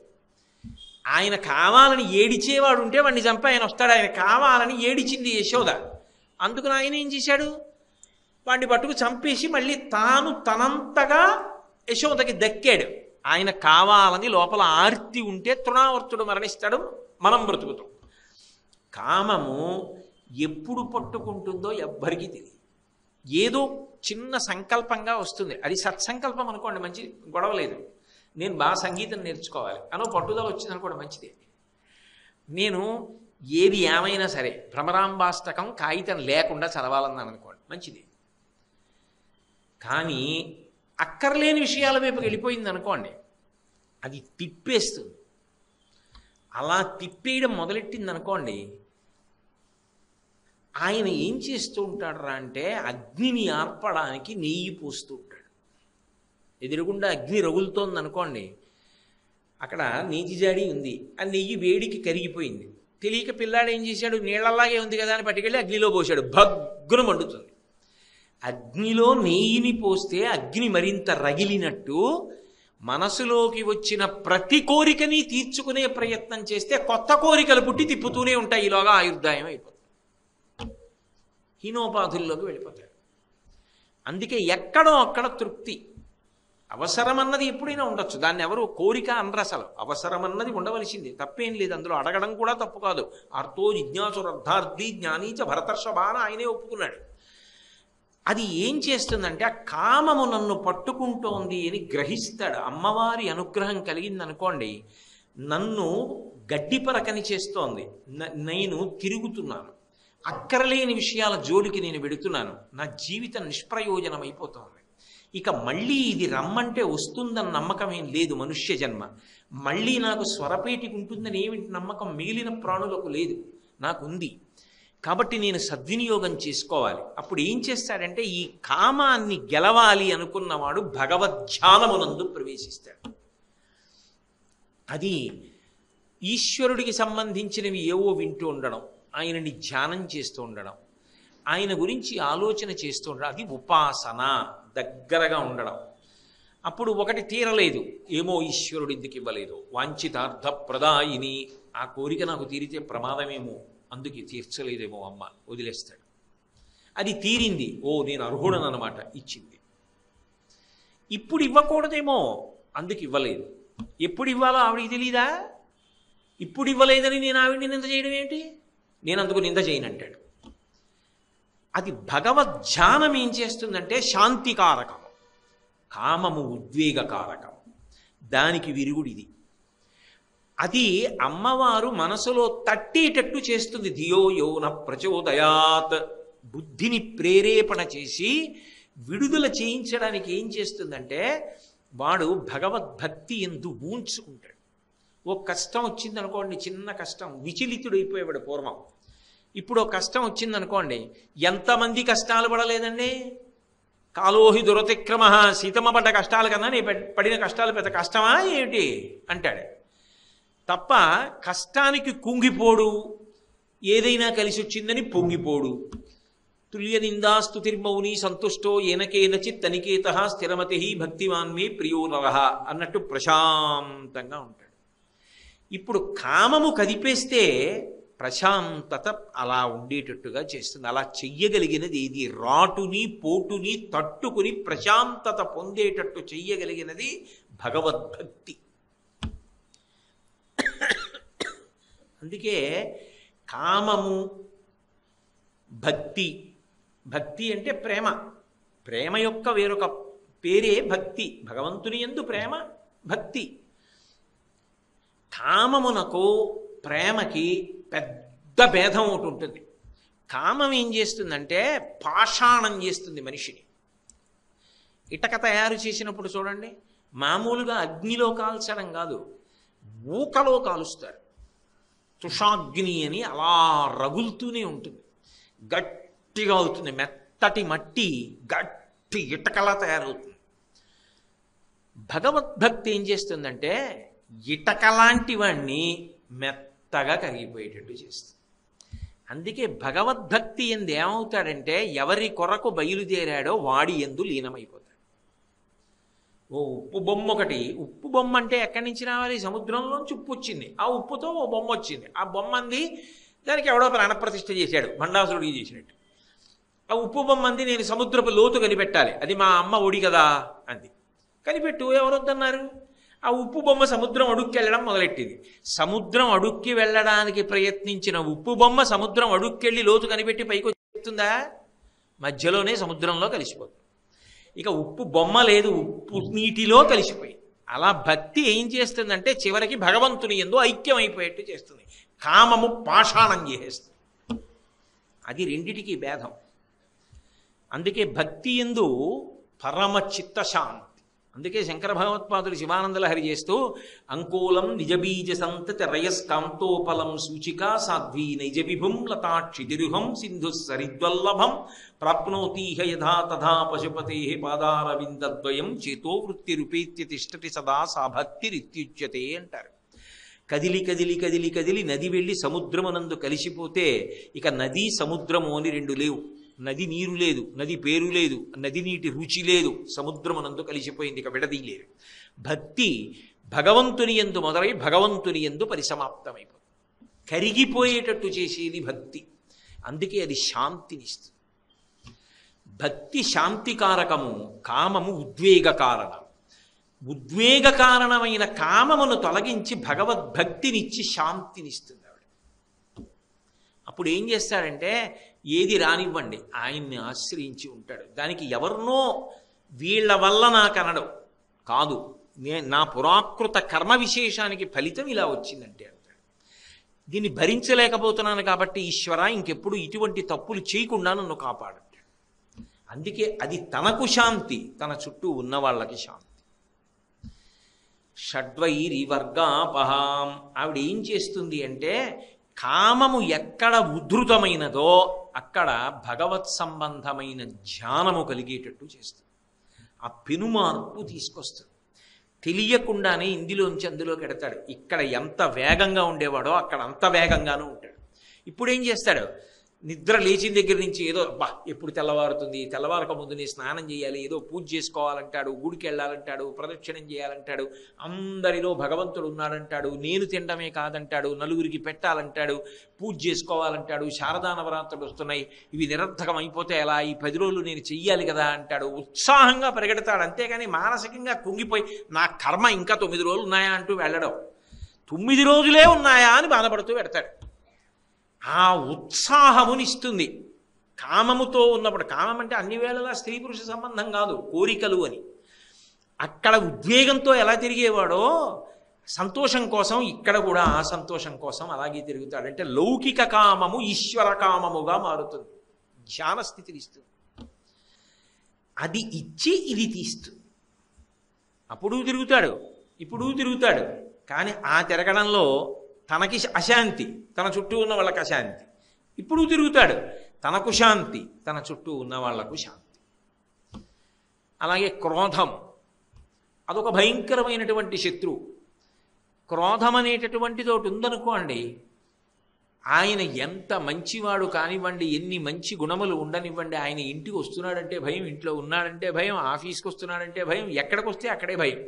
అమ్మో క్రోధధారండి ఆయన గబుక్కుని ఏమంటాడో తెలీదు, ఇప్పుడు ఇలా ఉన్నాడు కదా అని ఇలాగే ఉంటాడని నమ్మడానికి ఏముండదు. చటుక్కుని ఎంత మాట అయినా అనేస్తాడు, ఎంత కోపానికైనా వెళ్ళిపోతాడు.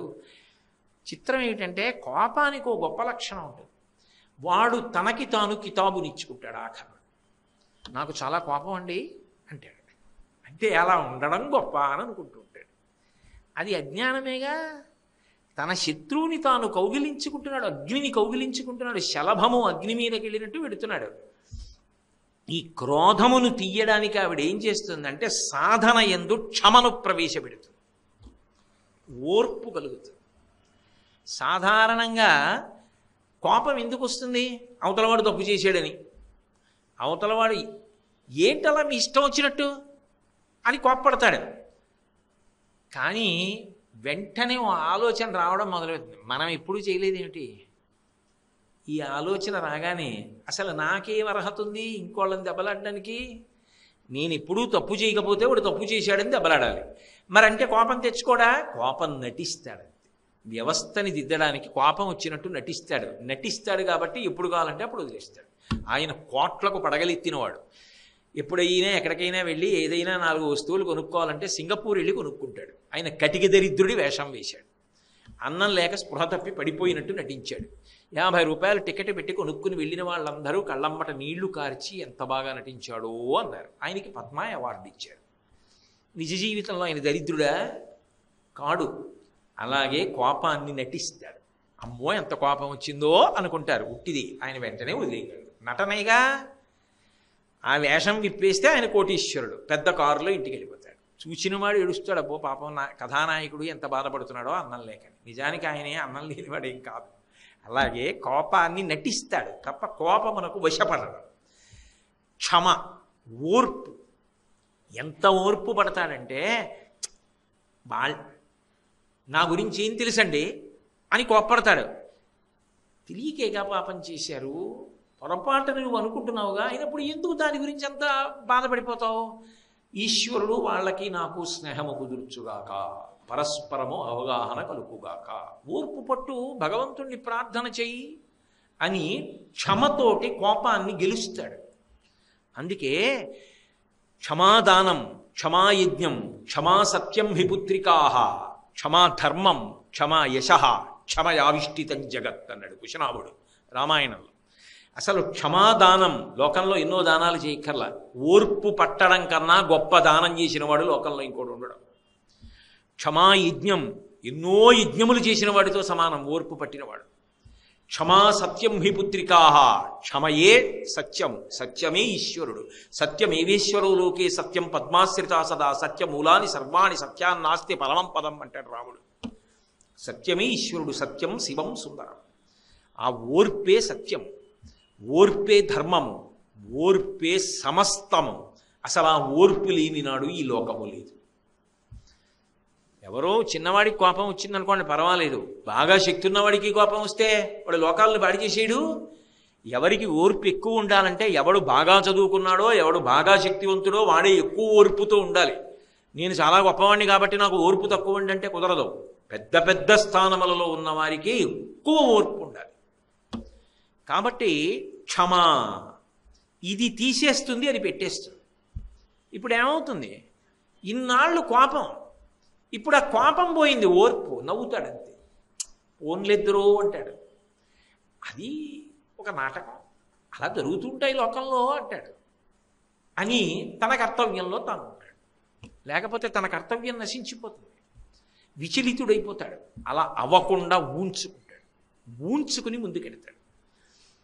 అది క్రోధము స్థానములో క్షమని తీసుకొచ్చి పెడుతుంది. అది షడ్వైరి వర్గాపహాం, అందుకు ఉపాసన. దాని చేత జన్మ ధరించాలని. కామము, క్రోధము, లోభము. లోభము అంటే స్వార్థం, ఎందుకైనా పనికొస్తుంది, ఎవ్వరికి ఏమీ ఇవ్వడం. ఏమంటే దీనికి మీరు ఓ 10 రూపాయలు ఇవ్వాలి అంటే ఎందుకు, మనసులో ఉంటే చాలదా? మరి మీ అబ్బాయికి మామిడి పళ్ళు పంపించడం ఎందుకు, మనసులో ఉంటే చాలదా? మరి మీ అబ్బాయి తినాలని మామిడి పళ్ళు పంపించావు, మనసులో ప్రేమ ఉంది కాబట్టి మామిడి పళ్ళు పంపించావు. భగవంతుడి విషయంలో మనసులో ఉంటే చాలదా అంటే మెట్ట వేదాంతం అంటారు. అది లోభము. అన్నీ ఉండిపోతాయి అనుకుంటూ ఉంటాడు. ఇవన్నీ నేను కూడబెట్టుకొని ఇవన్నీ నావి అన్న భావనతో తృప్తిని పొంది ఉండిపోవాలనుకుంటాడు. ఈ లోభము విరగడం అంత తేలిక విషయం కాదు. దాని అసాధ్యం కూడా. అది కానీ అంటుకోవాలి కానంటే ఒక్కసారి అది కానీ ఒక రూపాయితో అంటుకుంటే ఇంకా దొదలదు. అది ఎంత గొప్పగా ఉంటుంది అంటే, ఎలకల్ని పట్టుకోవడానికి ఈ మధ్యకాలంలో కొత్తగాను గమ్ ప్యాడ్స్ అని వస్తున్నాయి, జిగురుతో కూడుకున్నటువంటి పలకలు. దాని మీద ఏదో వడో ఓ పకోడియో పెట్టారనుకోండి, ఎలక దాని మీదకి ఎక్కుతుంది అంతే. స్థిరోభవ వరదోభవ ఏ కదలదు, కాళ్ళు దానికి అంటుకుపోయి అలాగే ఉంటుంది. ఒకవేళ నిజంగా పట్టిన వాడికి దయగలిగిన వాడు కూడా తీయడు. అది ఎలా పట్టేసుకుంటుందో లోభం అలా పట్టేసుకుంటుంది. దాన్ని విరగ్గొట్టడం అన్నది అంత తేలిక విషయం కాదు. లోభం విరిగిపోవడానికి అమ్మవారు చేసేటటువంటి గొప్ప అనుగ్రహం ఏమిటంటే, అనిత్యత్వం గురించి ఆలోచించగలిగిన శక్తిని ఆవిడిస్తుంది. మంచిదేనయా, ఇలా రూపాయి రూపాయి రూపాయి రూపాయి రూపాయి రూపాయి కూడబెట్టావు. కూడబెడుతుండగా రోజు అయిపోయింది, వారాలు అయిపోయాయి, 15 రోజులు అయిపోయాయి, నెల్లాళ్ళు అయిపోయాయి, జీతం వచ్చింది, అతి తక్కువ ఖర్చు పెట్టుకున్నావు, బాగా దాచావు, కనీసం నువ్వు కూడా కడుపు నిండా తినలేదు, ఒంటి నిండా బట్ట కట్టుకోలేదు, ఒకరికి పెట్టింది లేదు. మంచిదే, కానీ ఒకనాడు శరీరము పతనం అయిపోయింది. అంటే నా ఉద్దేశం దుర్వినియోగం చేయమని కూడా నేను చెప్పట్లేదు. శరీరము పతనం అయిపోయింది, జీవుడు ఈ శరీరంలోంచి వెళ్ళిపోతాడు. వాడు ఏం చేయాలి, ఇంకో శరీరంలోకి వెళ్ళాలి. మళ్ళీ అక్కడికి వెళ్ళాక కూడా ఆకలి, దాహము ఇవన్నీ ఉంటాయిగా. అక్కడ ఒక పిల్ల ఉంటుంది, అక్కడ పిల్లలు ఉంటారు. అప్పుడు ఏ పుణ్యం ఉందని అడ్డుపెట్టి నీకు ఇస్తారు? పుణ్యం ఉంటే కదా ఏమైనా వచ్చేది. అదే కదా శంకరాచార్యులు వారి కనకధారా స్తోత్రం, చేసిన పుణ్యం లేకుండా భగవద్ అనుగ్రహం ఎక్కడి నుంచి వస్తుంది?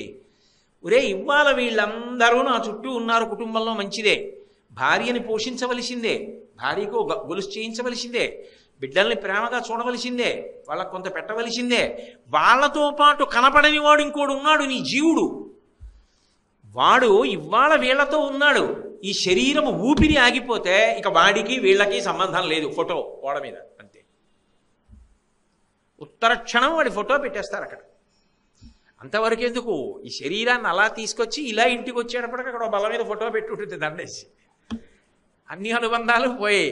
ఆ తర్వాత ఫోటో బాగుంది ఫ్రేమ్ అని పెట్టేవాడు ఉంటాడు. ఈ ఫోటో కన్నా కాస్త నవ్వుతున్న ఫోటో ఎప్పుడైనా ఎక్కడైనా ఉంటే తెద్దురు అని ఈ ఫోటో తీసేసేవాడు ఉంటాడు. ఆ తర్వాత 10 ఏళ్ళు పోయిన తర్వాత ఆ ఫోటో లేదండి, ఏమైపోయో ఆ రోజుల్లో సరిగ్గా 3 ఇళ్ళు మారడంలో పోయిందంటాడు. మనసులో పోయింది, చిత్రపటంలో పోయింది, నువ్వు సంపాదించింది పంచుకు తినేసాడు. ఎందుకు దాచావు? అదంతా నాకు ఉండిపోవాలని. నాకు ఉండిపోవాలనుకుంటే, నిజంగా నీ జీవుడికి ఉండిపోవాలనుకుంటే కొంత దానం చేసింది ఏదో అది పుణ్యమై నీతో వస్తుంది. ఇక్కడ ఉన్నది నీది కాదు, దానం చేసిన పుణ్యం మాత్రం నీది. ఈ శరీరంతో పల్లకి పట్టుకున్నది నీది, ఈ శరీరంతో ఒక దీనుడికి అన్నం పెట్టింది నీది, ఈ శరీరంతో 10 రూపాయలు ఒక దీనుడికి ఇచ్చింది నీది, ఈ శరీరంతో దేవాలయాన్ని తుడిచింది నీది, ఈ శరీరంతో నువ్వు ఒక ఉత్సవంలో ప్రదక్షిణం చేసింది నీది, ఈ శరీరంతో చేసిన పూజ నీది. ఈ శరీరాన్ని దాచుకుని సంపాదించింది, దాచుకున్నది నీతో వచ్చింది కాదు. అనిత్యం. అనిత్యమైన దాని గురించి ఆలోచింపచేస్తుంది అమ్మవారు. అందుకే స్మర నిత్యం అనిత్యతాం అంటారు. ఎన్నో ఆలోచిస్తూ ఉంటావు కదా, ఒక్కసారి కొంచెం ప్రతిరోజు 1-2 నిమిషాలు ఏం అనుకోకి ఇలా చెప్పానని. అబ్బాయి నేను చెప్పట్లేదు సుమండి, శాస్త్రాలు చెప్పిన మాట చెప్తున్నాను. 1-2 నిమిషాలు ఇంకొక విషయం కూడా ఆలోచించు.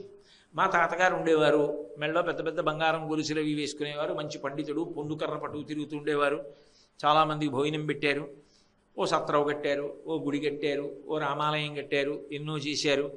ఏరి ఆయన వెళ్ళిపోయారు. మా నాన్నగారు ఆయన మహాత్ముడు, ఎన్నో చేశారు, ఏరి వెళ్ళిపోయారు. నేను తర్వాత వరుస నాదే. కాబట్టి అనిత్యతాం. శరీరం ఉండదుగా, వాళ్ళేం సామాన్యులు గారు, మహామహులు. వాళ్ళు వెళ్ళిపోయారుగా. చంద్రశేఖరేంద్ర సరస్వతి మహాస్వామంతటి వారు శరీరం వదిలేరు, వివేకానందుడు వదిలేడు, రామకృష్ణ పరమహంస వదిలేరు, చంద్రశేఖర భారతి వదిలేరు, మహాత్మా గాంధీ వదిలేరు. నువ్వు వదలవు. మరి వదిలిపెట్టేసే లోపల, అనిత్యమైన శరీరం వదిలిపెట్టే లోపల ఇందులోకి వచ్చిన జీవుణ్ణి పాడు చేసేసుకుంటే ఎవరు ఉద్ధరిస్తారు? తర్వాత నువ్వు నేర్పిందేగా. తర్వాత గోదానం చేయమంటే వాడు చేస్తాడు, ఆ 11 రూపాయలు దానం చేస్తాడు. కాబట్టి ఇక్కడ ఉండగా అనిత్యమైన దానిని స్మరించడం అలవాటైతే నిత్యమైన దాని కోసం తాను దానం చేయడం అలవాటు. అరే ఇక్కడ ఉండగా ఆకలితో ఉన్నవాడికి పెట్టాలి, ఇది అవకాశం. ఇది నేను ఎవరికో పెట్టట్లేదు, నా జీవుడికి పెట్టుకుంటున్నా. రేపొద్దున్న ఈ పుణ్యం, ఇది రేపొద్దున్న పుణ్యమై అనుగ్రహిస్తుంది, ఇంకో శరీరంలో ఉండగా నన్ను కాపాడుతుంది. కాబట్టి నేను ఇది చెయ్యాలి. ఈ శరీరంతో దాచింది ఇక్కడ ఉండిపోతుంది, అక్కడికి పనికిరాదు ఇది అన్న భావన వస్తుంది. కురు పుణ్యమహోరాత్రం స్మరనిత్యమనిత్యతాం. నిత్యానిత్యములను గురించి ఆలోచింపచేస్తుంది. లోభము విరిగిపోతుంది. పాలలో ఉప్పరాయి పడింది అనుకోండి, విరిగిపోతుంది. గోవులోంచే పాలు వచ్చాయి, పాలు తోడుకుని పెరిగాయి. గోవులోంచే కదండి వచ్చాయి అని గోమూత్రం తెచ్చి పాలల్లో వేయండి, పాలు విరిగిపోతాయి. గోమూత్రము గోక్షీరము 2 గోవు కడుపులోంచే వచ్చినా మరి 2 అందులోంచే వచ్చాయి కదండి, విరిగిపోయిన పాలు రాలేదేంటండి అంటే అదో అర్థం లేని చర్చ. అంతేగాని ఆ గోమూత్రం తెచ్చి గోక్షీరంలో పోస్తానంటే పాలు విరిగిపోతాయి. కాబట్టి మనిషి ఇక్కడ ఉండగా ఈ శరీరము అనిత్యము, ఎంతకాలం ఉంటుంది తెలియదు కదా. తెలియనప్పుడు ఇది ఉండగా నువ్వు చేసుకోలేకపోతే పాడవుతావు. లోభము విరగడానికి ఆమె నిత్యానిత్య స్మరణము చేయిస్తుంది. ఆ భావన లోపలికి వస్తుంది. అది త్యాగముతో బ్రతకడానికి కారణమవుతుంది. నీకుంది కాబట్టి పెట్టంటే ఎవరు పెడతాడు? నీకుంది కాబట్టి పెట్టంటే నాకుంది నిజమే, సంపాదించుకున్నాను, నువ్వు సంపాదించుకో అంటాడు. కాదయా, పెట్టుకుంటే తరిస్తావు, నీ జీవుడు తరిస్తాడు, అందుకు పెడతాడు. అందుకు కళ్యాణ మండపం కడతాడు, అందుకు ఓ 10 మంది పేద పిల్లలకి పెళ్ళిళ్ళు చేస్తాడు, ఓ 50 మందిని చదివిస్తాడు, ఓ 100 మందికి అన్నం పెడతాడు. ఎందుకు చేస్తాడు? తన జీవుడు తరించాలి. లోభము విరిగేటట్టు చెయ్యగలిగినది ఆ తల్లియే. షడ్వైరివర్గాపహాం. కామ క్రోధ లోభ మద. మదం అంటే గర్వం, అహంకారం. అయిందానికి కాందానికి ఇలా అంటుంటాడు. నేను ఎవరో తెలుసా మీకు అంటుంటాడు. ఆ నేనెవరో తెలుసా మీకు అని ఇలా చూపిస్తూ ఉంటాడే. అలా అన్నప్పుడల్లా సాధారణ, అంటే మీ బోట్ల గురించి నేను మాట్లాడటం లేదు, మీరు పెద్దలు, అటువంటి లక్షణం లేనివారు. నా బోటిగాడి గురించి చెప్తున్నది. మీరు ఎవరు వేసుకున్నారు ఇలా చక్కగా వింటున్నారు, నేనేగా ఇలా ఇలా అంటున్నది. ఇలా అంటుంటాడు. ఇలా అన్నప్పుడల్లా ఏం చెప్తాడు అంటే, నేను తెల్లగా ఉంటాను, నేను పొడవుగా ఉంటాను, నాకు 10 పద్యాలు వచ్చు, నేను 1 గంటన్నర మాట్లాడతాను. ఇవన్నీ తనకి ఉన్నటువంటివి ఏవో గుణములను గురించి చెప్పి తన యందు ఆపాదించుకుని నేను అవి, అందుకని నేను గర్వపడుతూ ఉంటాను. అమ్మవారు ఏం చేస్తుందంటే నువ్వు గర్వపడడానికి కారణమైనది ఏదుందో అది అనిత్యమని జ్ఞాపకం చేస్తుంది. మాకురు ధనజన యవ్వన గర్వం హరతి నిమేషత్కాల సర్వం మాయామయమిదమఖిలం హిత్వా బ్రహ్మపదం త్వం ప్రవిశ విదిత్వా అంటారు శంకర భగవత్పాదులు. అన్నింటికీ తలో విరుగుడు అక్కర్లేదు, కాలం ఒక్కటి చాలు అన్నిటినీ విరిచేస్తుంది. 30 ఏళ్ల క్రితం ఎంత అందగాడు, ఇప్పుడు కూర్చుంటే లేవలేడు, ఒళ్ళంతా ముడతలు పడిపోయి. ఒకప్పుడు పుస్తకం అక్కర్లేదు, ఎన్ని విషయాలు మాట్లాడేవాడు. ఇప్పుడు ఒక శ్లోకం చెప్పడానికి మొదటి పాదం చెప్పి రెండో పాదం తడువుకుంటాడు. ఏది ఆ స్ఫురణ శక్తి పోయింది. తను చదువుకున్నవే ఏమి జ్ఞాపకానికి రావట్లేదు, మరిచిపోతాడు. అన్నీ తాళం చెవులు ఇలా తీసి అలా పెడతాడు, ఎక్కడ పెట్టాడో మరిచిపోయాడు. పద్యాలు మరిచిపోయాడు, శ్లోకాలు మరిచిపోయాడు. ఇలా పంచాంగంలో తిరి చూసి ఆ తిరి చెప్పపోయి మళ్ళీ పంచాంగం తీసి చూస్తూ ఉంటాడు. విష్ణు సహస్రనామం చెప్పలేడు. ఎందుకని? కాలమునందు ఆ స్ఫురణ శక్తి పోయింది, జ్ఞాపక శక్తి పోయింది. అందగాడు పోయింది, శరీరం ముడతలు పడిపోయింది. గొప్ప అధికారి 60 ఏళ్ళు వచ్చాయి, దండేసి పంపించేశారు, మాజీ పోయింది. కాలమునందు అన్నీ పోయి. నీకు ఏది ఉన్నదని నువ్వు అనుకున్నావో అది కాలమునందు పరిమితంగా కొంతకాలమే ఉంటుంది. అది నీ దగ్గర ఎంతకాలం ఉంటుందో అంతకాలం దాన్ని అడ్డు పెట్టి నువ్వు చేసుకోగలిగితే పుణ్యం చేసుకో. నువ్వు మాట్లాడగలిగిన రోజుల్లో సంతోషంగా ఈశ్వరుడికి నైవేద్యం పెట్టు. నీ దగ్గర ఓపిక ఉన్ననాడు 10 మందికి సంతోషంగా వాళ్ళు బ్రతకడానికి నువ్వు చెయ్యూతోయిక. ఆయన ఉన్నాడు మా ఊళ్ళో, ఆయన ఉన్నాడు మా వీధిలో అని 10 మంది సంతోషం పొందేటట్టుగా బ్రతుకు. ఆయన ఉన్నాడు మహానుభావుడు, నా దగ్గర డబ్బు లేకపోవచ్చు, ఆయన దగ్గరికి వెడితే 10 రూపాయలు ఇస్తాడు. నీ దగ్గర ఏది ఉన్నదో అది 10 మందికి ఉపయోగపడాలి. ఒక్కొక్క అధికారి చూడండి, ఆయన పదవీ విరమణ చేసి ఇచ్చు, అయినా కూడా ఆయన పేరు చెప్పుకుని అన్నం తింటున్నామండి ఇప్పటికే అంటారు. 2 చేతులు ఎత్తి నమస్కారం చేస్తారు. ఒక్కొక్కడు ఆయన వెళ్ళిపోయాడండి అంటారు. ఇద్దరూ అదే పదవిలో కూర్చున్న వాళ్ళే. ఒక్కొక్కడు దాన్ని సార్థక్యం చేసుకున్నాడు, ఒక్కొక్కడు సర్వనాశనం చేసుకున్నాడు. మాకురు ధనజన యవ్వన గర్వం హరతి నిమేషత్కాల సర్వం. నువ్వు ఇలా చూపించి అస్తమానం దేని గురించి మాట్లాడుతున్నావో అది ఉండదబ్బాయి. అదో 20 ఏళ్ళో 25 ఏళ్ళో 30 ఏళ్ళు. కాకినాడ ఇన్నేళ్ళు అయింది కోటేశ్వరరావు మీరు వచ్చి అన్నారనుకోండి, ఏదో చెప్తాను, ఇన్నేళ్ళు అయిందంటే అంతకుముందు ఎక్కడ ఉండేవాడు, ఏదో ఎక్కడ ఉండేవాడిని అని మా ఆవిడ వంక తిరిగి, అబ్బా అప్పుడే మనం కాకినాడ వచ్చి ఇన్నేళ్ళు అయిపోయిందే అంటారు. అన్నేళ్ళు మళ్ళీ అయిపోతే ఇప్పుడు నేను చెప్తున్నవి కాగితంలో ఉన్నా సరిగ్గా చూసి చెప్పగలనో లేదో. ఈ చెప్పగలిగిన ఓపిక ఉన్నప్పుడు చెప్పుకో. రోజు తింటల్లా, రోజు పడుకోవట్లా, భగవంతుడి గురించి 1 గంట చెప్పడం కష్టమైందా? ఈ ఓపిక ఉన్నప్పుడు చెప్పుకో. అధికారంలో ఉన్నప్పుడు నలుగురికి ఉపకారం చేయి, డబ్బు ఉన్నప్పుడు నలుగురు ఆదుకో, ఒంట్లో ఓపిక ఉన్నప్పుడు 10 మందికి సేవ చేయి. ఇది స్మరనిత్యం అనిత్యతాం. ఏ విభూతిని ఆశ్రయించి నువ్వు గర్వాన్ని పొందావో, ఇది నాకుందని అహంకారం పొందుతున్నావో అది నిన్ను పాడు చేయడానికి పనికొస్తుంది. ఇది శాశ్వతంగా ఉండిపోదు. కాబట్టి దీన్ని నేను ఉన్నప్పుడే ఉపయోగించి సార్థక్యం పొందాలనుకుంటే గర్వం ఉండదు. దాన్ని ఎంతమందికి ఉపయోగించి నేను ధరించాలా అని వినయం వచ్చి సద్వినియోగం చేసుకుంటాడు, గర్వం పోతుంది అక్కడ. నేనేముందండి, మహానుభావులు ఎంతమంది ఎంత సేవ చేసిన వాళ్ళు ఉన్నారో తెలుసా? నేనేమిటి, నీ చేసింది ఎంత పాట అంటారు అంటాడు, వినయంతో ఉంటాడు. తాను గర్వించడానికి కారణభూతమైన విభూతి ఏది ఉన్నదో అది శాశ్వతము కాదన్న భావన ప్రవేశపెట్టి అహంకారమును తొలగించగలిగినటువంటి తల్లి ఆమెయే. షట్వైరి వర్గాపాం. అందుకు ఆవిడ కాళ్ళు పట్టుకో, లేకపోతే జన్మ పాడైపోతుంది. వీటిలో ఏదో ఒక్క శత్రువు చాలు నాశనం చేసేయడానికి. కామ, క్రోధ, లోభ, మద, మోహ. మోహం అంటే అజ్ఞానం. అజ్ఞానం అంటే ఇలాగే ఉండిపోతాను నేను అనుకోవడం, ఎవరికి ఏం తెలుస్తుంది లేదు అనుకోవడం. కానీ అజ్ఞానమును తొలగించగలిగినది ఏది అంటే ధార్మికమైనటువంటి విషయములను తెలుసుకోవడం. అజ్ఞానంతో ఉన్నవాడు ఏమనుకుంటాడు, నేను ఇలాగే ఉండిపోతాను, పక్కింట్లో దొంగలు పడ్డారు, నీ ఇంటికి 2 తాళాలు వేసావు, పక్కింట్లో ఎవరో వెళ్ళిపోయాడంటే చనిపోయాడు. ఇక్కడ కూడా మరి ఎప్పుడో అప్పుడు 20 ఏళ్ల తర్వాత ఏదో సరే కాళహస్తీశ్వర శతకంలో ధూర్జటి చెప్పినట్టు ఏదో ఎప్పుడో అప్పుడు శరీరం పతనం అవుతుంది కదా. అవుతున్నప్పుడు మరి అజ్ఞానంతో ఉండిపోతాననుకుని అంతా కూడా తీస్తే ఆ ఊపిరి గుటుక్కుమన్నాడు, ఏమైపోతావు? రక్షించేది ధర్మం, ధర్మో రక్షతి రక్షిత.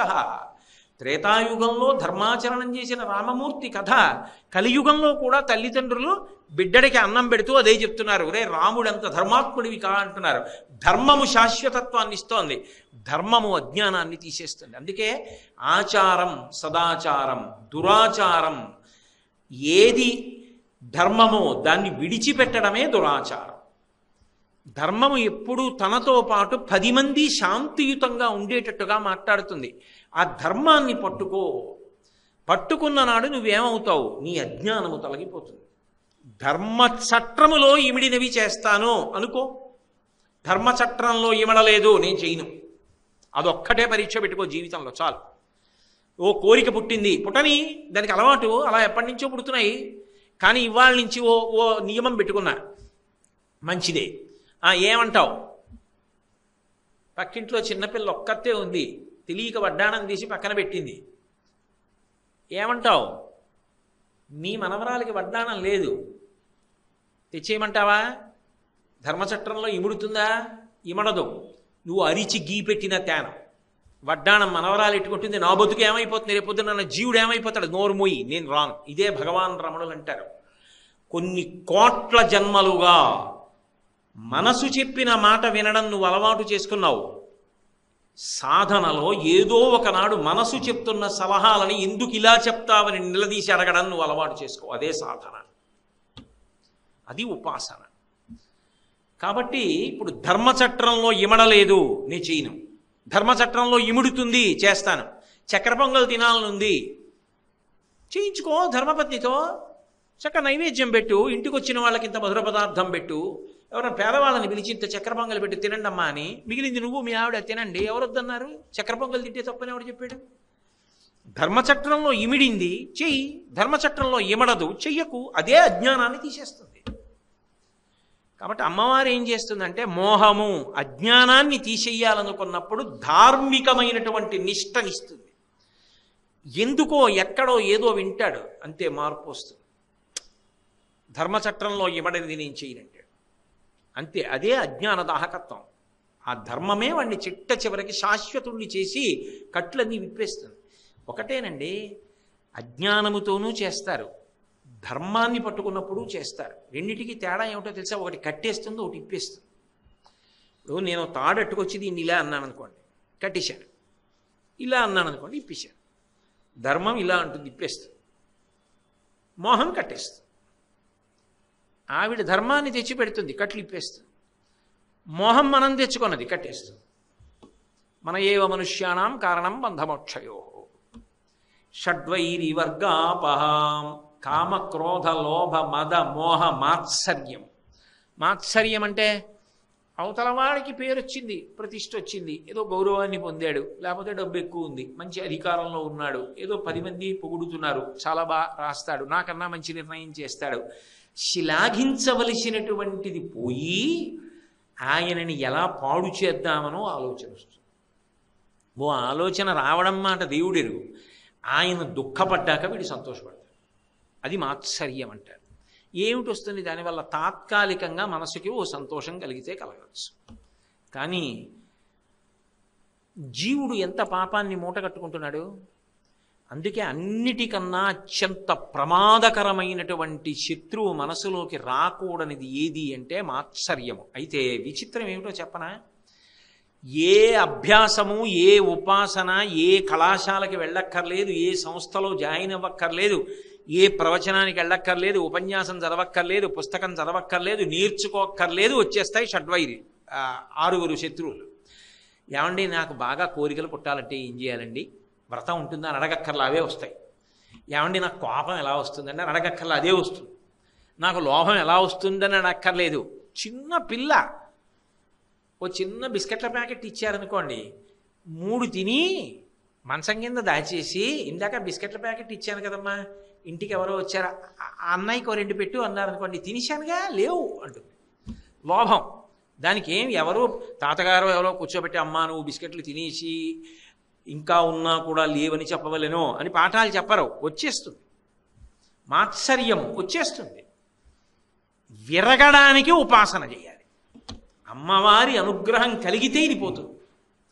మాత్సర్యము దేని వలన కలుగుతుంది? సాధుభావనలు నశించిపోయాయని గుర్తు.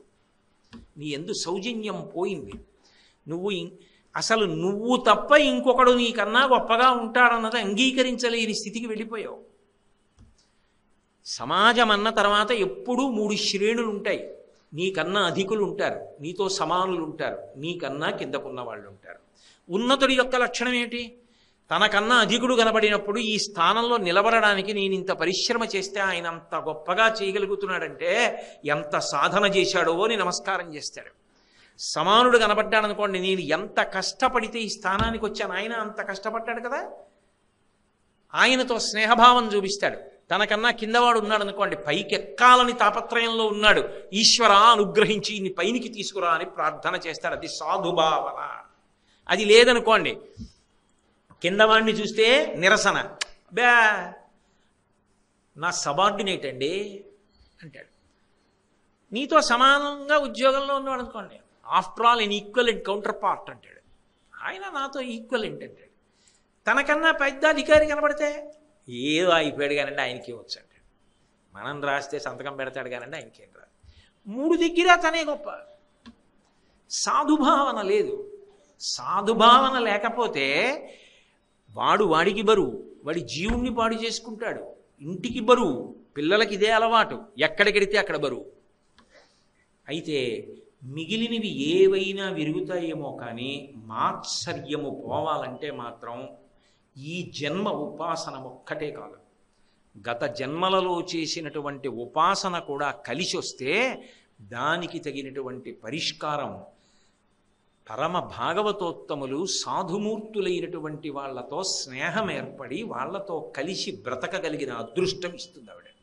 అందుకే కోట్లు పోయినా పర్వాలేదు సాధుపురుషుడితో స్నేహాన్ని వదిలిపెట్టుకోవద్దని చెప్తారు. ఆయనతో కలిసి ఉన్నారనుకోండి, ఆయన అలా బ్రతుకుతాడే, మనం ఎందుకు అలా బ్రతకాలి అని ఒక పెనుమార్పు వస్తుంది. సాధుపురుషుల యొక్క సంసర్గము తీసుకొస్తుంది. ఆ ఆలోచన ఏర్పడితే అన్నిటిలో కనపడుతుంది. ఒక ఆయన కృతజ్ఞుడిగా ఉండేవాడు, చేసిన ఉపకారం మరిచిపోతూ ఉండేవాడు. అమ్మవారి అనుగ్రహం కలిగింది, ఆయనకి చూడటం వచ్చింది. ఆయన కొబ్బరి చెట్టు దగ్గర నిలబడ్డాడు. ఎవరో కొబ్బరి బొండాలు దింపుతున్నారు. దేనికన్నాడు, కడుపులో మంటగా ఉంది తాగుతారు. ఇంకొక ఆయన తాగుతాడు, దాహం వేస్తోంది తాగుతున్నాడు. పసిపిల్లాడికి పడుతున్నారు, అనారోగ్యంగా ఉన్నవాడికి పడుతున్నారు. ఇంతమంది కొబ్బరి నీళ్ళు తాగుతుంటే ఆయన అన్నాడు, అన్ని మొక్కలకి నీళ్లు పోసి పెంచుతాం కానండి, ఈ కొబ్బరి మొక్కకి చిన్నప్పుడు ఒక్క చెంబుడు నీళ్లు పోసి పెంచితే నీళ్లు లేకపోతే తాను పెరగలేకపోయానన్న విషయాన్ని జ్ఞాపకం పెట్టుకుని తరువాతి కాలంలో భూమిలోంచి నీరు లాగి నెత్తి మీద పెట్టుకుని బొండంలో దాచి 10 మందికి ఉపకారం చేస్తోంది. కృతజ్ఞత అంటే కొబ్బరి చెట్టుని చూసి నేర్చుకున్నానన్నాడు. ఒక్క మహాపురుషుడి యొక్క సంసర్గము చేత మాత్సర్య గుణము విరిగిపోతుంది. అందుకే భగవతి అనుగ్రహము సాధుపురుష సమాగమంగా వస్తుంది. మహాత్ములతోటి సహవాసం ఏర్పడుతుంది. అది కూడా మళ్ళీ 2 స్థాయిలు. మనం ఆయన్ని పరిశీలించడం, ఆయనకి మనం ఎవరో తెలియదు కానీ ఆయన అంటే మనకి గౌరవం. ఆయన జీవితాన్ని గమనించో, ఆయన చెప్పిన మాటలు వినో, ఆయన వ్రాసిన పుస్తకాలు చదువుకునో జీవితాన్ని ఒబ్బిడి చేసుకుంటాం. అంతకన్నా అదృష్టం ఏమిటో తెలుసా? పేరు పెట్టి ఆయన పిలిచాడు అనుకోండి. పేరు పెట్టి పిలిచాడంటే ఆయన మనసులో స్థానం వచ్చింది, గుర్తుపెట్టుకున్నాడు. అంతకన్నా అదృష్టం ఏదో బంధుత్వంతో పిలిచాడు. ఏం బావగారు అన్నాడు, ఏం అన్నయ్య అన్నాడు, ఏం తమ్ముడు అన్నాడు. అంతకన్నా అదృష్టం. ఆ సాధు సమాగమాన్ని మాత్రం పోగొట్టుకో. అది మాత్సర్యాన్ని విరగొట్టేస్తుంది. దానిలా మాత్సర్యాన్ని విరగొట్టినట్టు ఇంకెవ్వరూ విరగొట్టలేరు. అదొక్కటే విరగొట్టగలదు. అదే భగవతి అనుగ్రహంగా పనిచేస్తుంది.